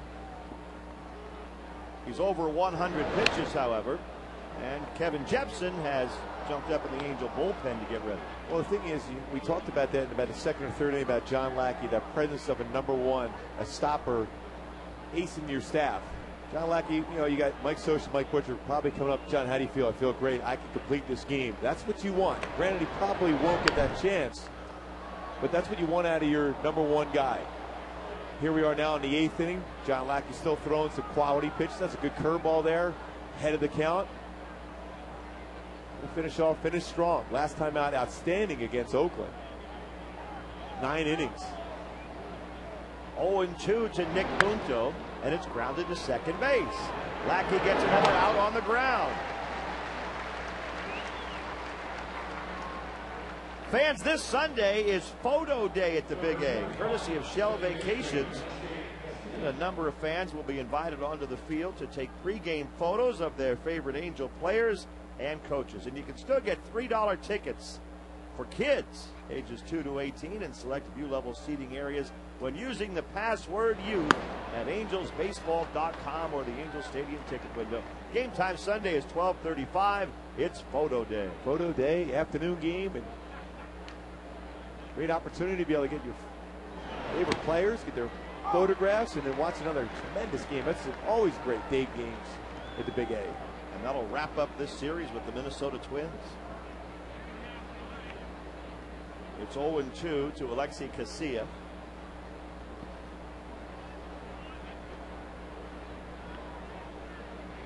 Boy, John Lackey, you talk about something left in the tank. The last 10 outs, 8 of them have been ground balls, and the other 2 were strikeouts. He's thrown 107 pitches. 1-2 to Casilla, who just does stay alive.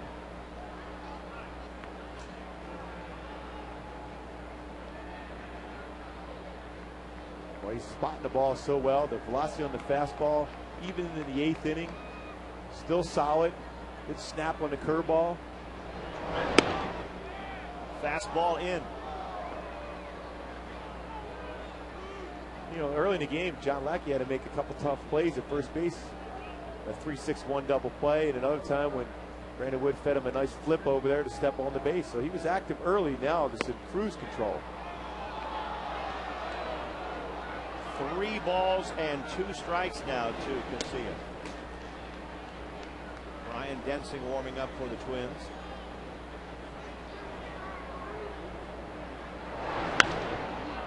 Soft liner into left field. Reggie Willicks runs it down. Oh, did Reggie get a nice break on that ball, Gooby? Great scouting, too, by the Angels, having put in position to be able to make that play. Reggie Willicks, good jump. It's all about positioning. Able to make that play. He's playing shallow against Casilla and gets the good jump, and Reggie able to make that play. Second out of the inning. Ron Renegade and the rest of that staff for the Angels do such a good job of putting their players into position to make plays. Denard Span takes ball 1.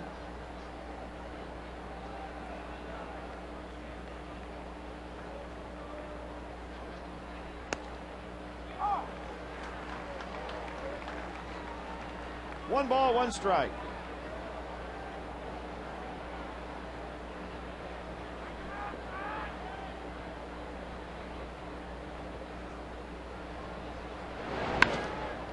Line drive, base hit into left field for Denard Span. A 2-out single, and that means Joe Mauer coming to the plate. Time now for our Lexus pursuing perfection. Mauer has been pretty close to perfect. Joe Mauer's swing, you're talking about a perfect swing. Hits that ball out the left center, then the fastball up and elevated. Hits that one out. A second home run. Is Mike Scioscia going to come out and not allow John Lackey to face Joe Mauer in this spot? He wants a fresh arm to face Joe. With 2 outs in the top of the 8th inning, Lackey has pitched a terrific ball game.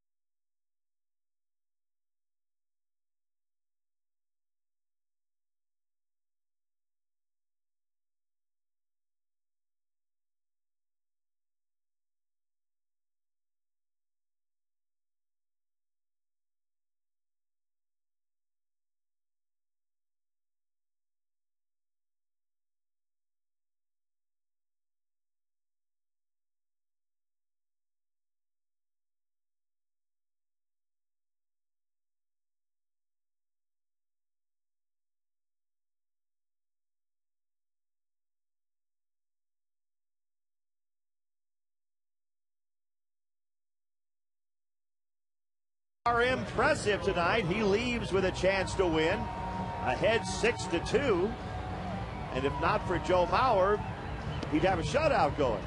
But Mauer's been tough on him. John Lackey getting on the roll now. His last 3 starts, 23 2/3 innings pitched, only 4 earned runs. Kevin Jepson takes over, 2-2 with an ERA over 7. He's pitched very well in his last 10 games, an ERA at 1.04. So talking about a guy with a 97-mile-an-hour fastball and a strikeout type curveball, 12-6 variety. Now facing a great hitter, Mauer. Mauer has homered both times up tonight. The Twins have only had 3 players, not counting, but it's 4 actually, that have hit 3 home runs in one game. Bobby Allison, Harmon Killebrew, Tony Oliva, and Justin Morneau. So Mauer trying to become the 5th. Those are some pretty good names. All on the road. Every one of them. The dome is known as the Homer Dome. I don't think Allison, Oliva, or Killebrew ever played in the dome, but Morneau obviously does. Herbie Puckett, Kent Herbeck, Joe Mauer, definitely dangerous in this spot. Good pitch. There's Morneau. He's hit 3 home runs in a game.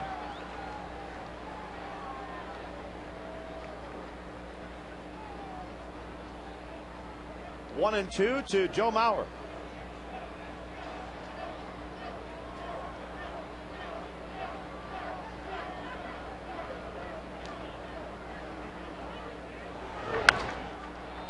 Nice play. Figgins backhands it and throws him out. Sean Figgins, the Angels' all-star third baseman.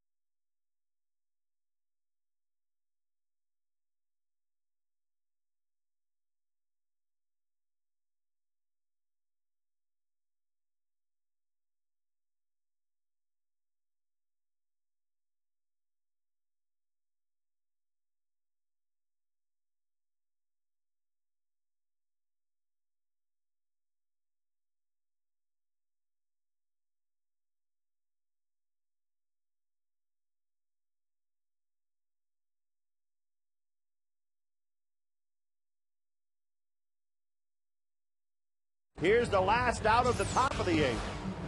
Another good swing by Mauer. Hits the ball hard down the third baseline.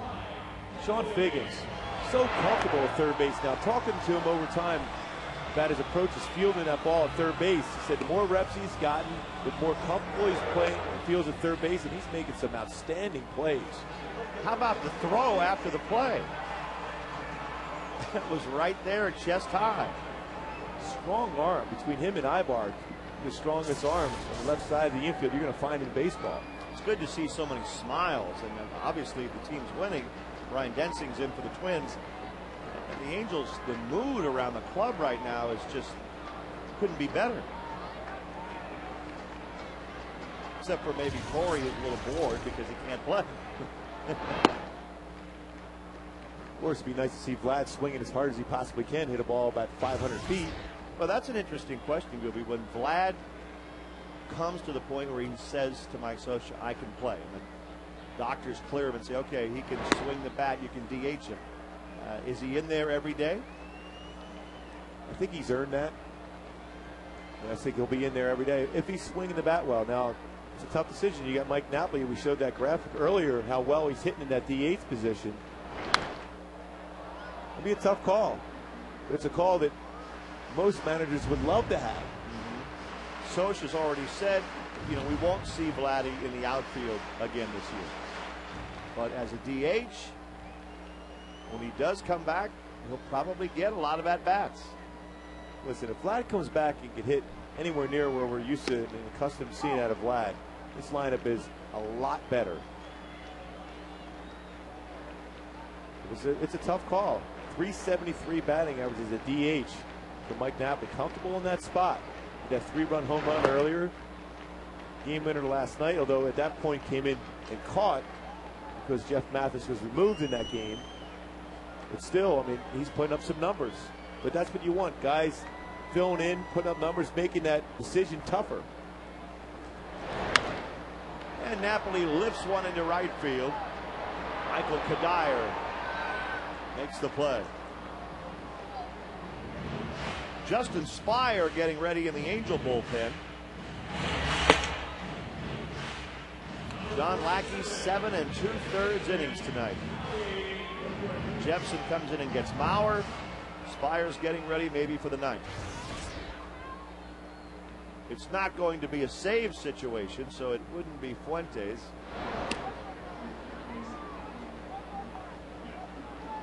One and 0 to Howie Kendrick.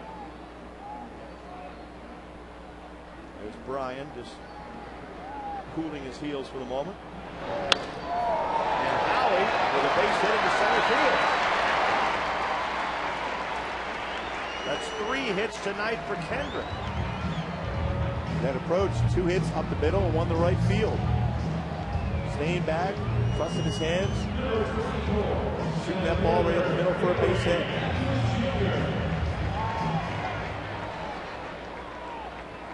Now Gary Matthews.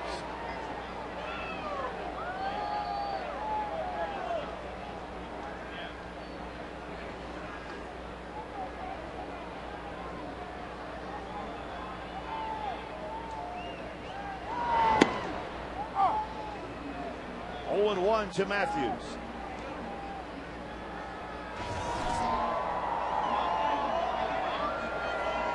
The Angels, with a win tonight, would run their month of July record to 15-5.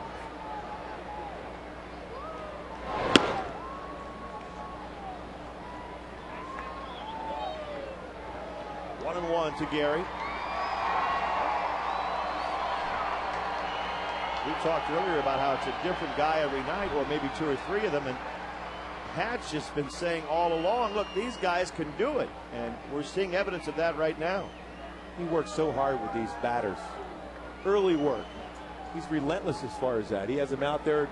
He's throwing hundreds of pitches getting these guys ready, whether it be soft toss, working off the tee, early batting practice. And that's not just the extra players, that's the everyday players doing the same thing. A lot of hard work put in by Mickey Hatcher in this entire lineup.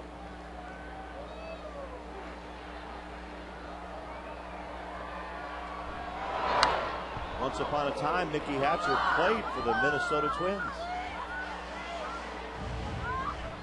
Came up through the Dodger organization along with so many of the Angel personnel. And you mentioned Ron Roenicke a minute ago. Maybe one of the most underrated or just not mentioned often enough. What a great job Roenicke does, and what a great baseball guy he is. Scioscia leans on him heavily. And I'm surprised, frankly, that Ron hasn't been snapped up by somebody as a manager. You know what? I have the feeling this winter he's going to get that opportunity. Do you? Yeah. Yeah. Well, he deserves it. Definitely.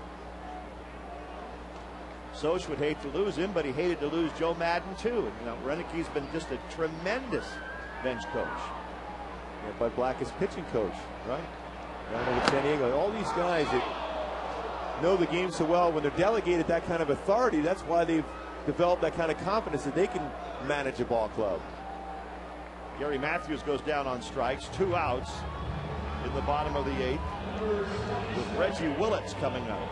Scioscia's always had and not been afraid to have a strong coaching staff.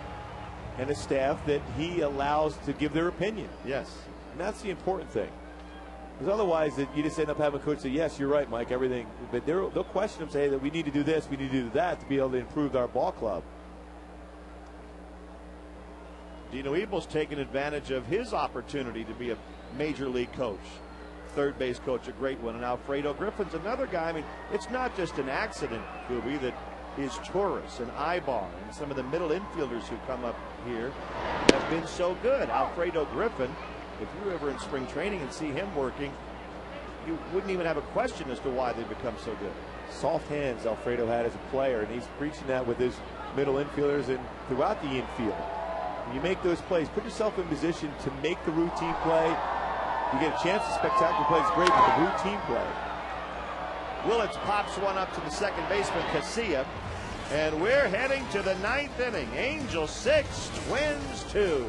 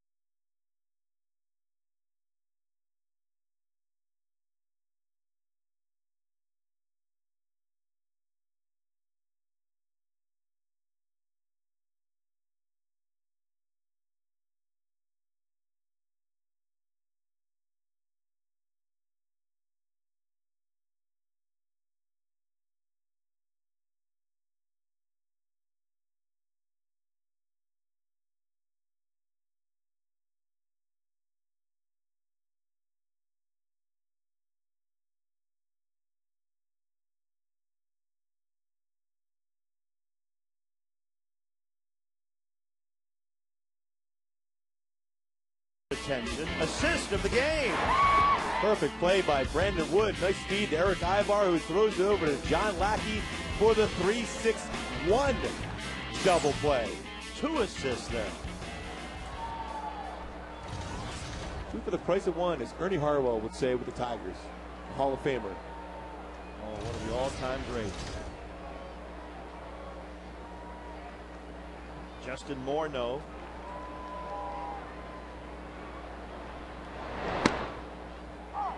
Take strike 1.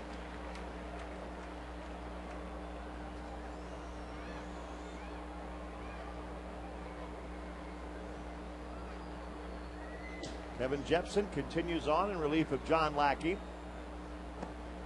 Ooh, nice breaking ball. 0-2 to Morneau. Well, that was electric, that breaking ball. He has strikeout type of stuff.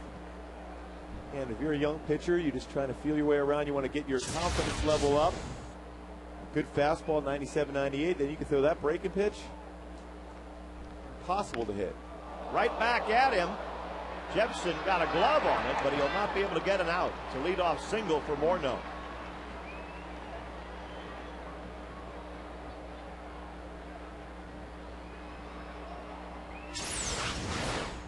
Line drive up the middle. If I got him the tip of the fingers. Noah got the glove. Well, they came out and checked him real quick, but Kevin must have said, no, don't worry about it. Morneau getting a base hit. He doesn't have many in his career against the Angels, but that ball was hit well up the middle. Jason Kubel has drawn a blank tonight, 0 for 2.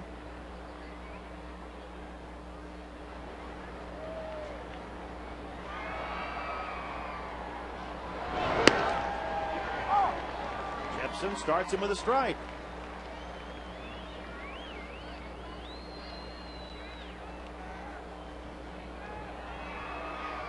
Six to 2 Angels in the ninth.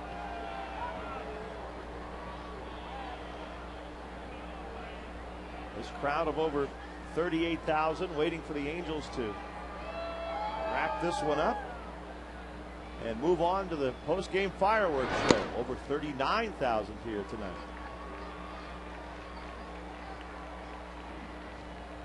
1-1 to Kubel.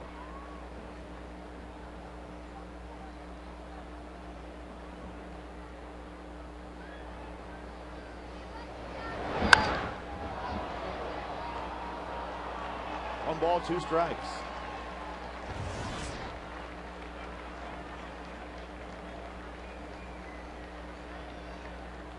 Angels Live coming up after the game.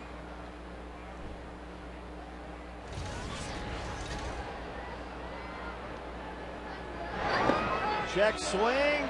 Yes, he did. Kubel is out on strikes. That's a good curveball once again. Kevin Jepson, 12-6 variety, got on top of that one. Sharp break. Kubel couldn't hold off on that swing.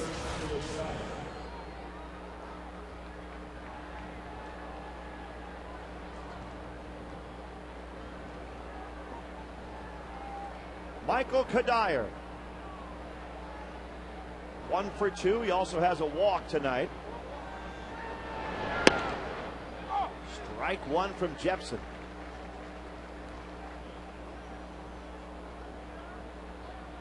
If the inning were to get away from Jepson at all, Brian Fuentes is getting ready, just in case, in the Angel bullpen. Jepson's had not only a very good breaking pitch tonight, a slider and a curveball, but his fastball at 97, 98. He's even touched 99 in this game so far.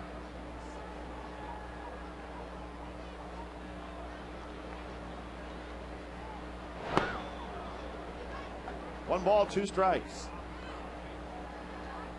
If the Twins lose this game, they are going to have a losing record, which is pretty unusual for the Twins. They came in 48 and 48. Swing and a foul back. 1-2 to Cuddyer. The problem for the Twins, Gooby, has been their road record. They just can't seem to win games out of the Metrodome. They won 2 World Series in 87 and 91, winning all those games at home in the World Series and none on the road. But they got to win some games during the regular season on the road to have a chance. Although, you know, that whole division with the way the Tigers have been playing, and with Zamaya now being hurt for the Tigers, so their bullpen takes a hit. The White Sox have been up and down, so they're going to stay in this race all the way to the end. The Tigers beat the White Sox today, so the Tigers have a 1-game lead in the Central. Swing and a miss. Whoa, did he fool Cuddyer? 2 outs in the 9th inning. Another great breaking pitch. Almost unfair if you're a hitter after you're trying to protect against a 97 and 98 mile-an-hour fastball, then have to swing at that pitch.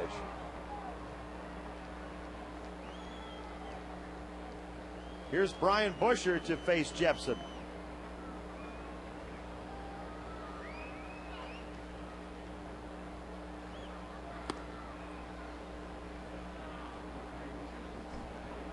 They let Morneau take second. The official scorer calls that defensive indifference. So there is no stolen base credited. They just let him have it.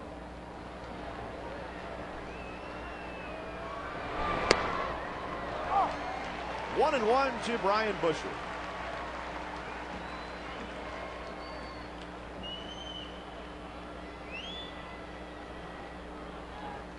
Texas won their game 2-0 over Kansas City tonight. So if the Angels win, they'll be 3.5 games up. And the Angels now just one strike away from their 7th consecutive win.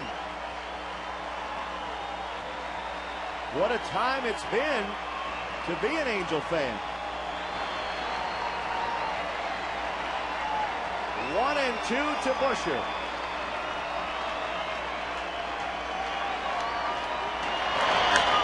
Up the middle, a base hit.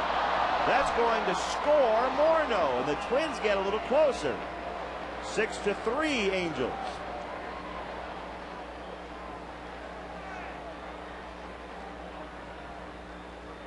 Well, Fuentes, we mentioned that he was up. He's ready by now. And I imagine if the Twins get any closer or get another runner on base, you might see Brian in this game. No question. One more base runner, he definitely will be in the game. Comes a save situation. Delmon Young takes ball 1 from Jepson.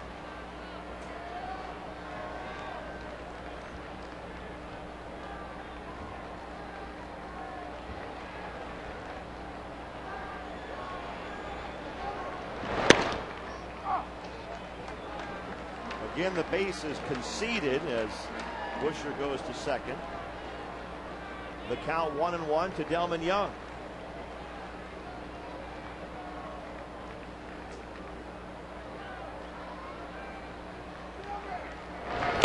Swing and a miss. Strike 2. And for the second time, the Twins are down to their last strike. And the crowd standing up.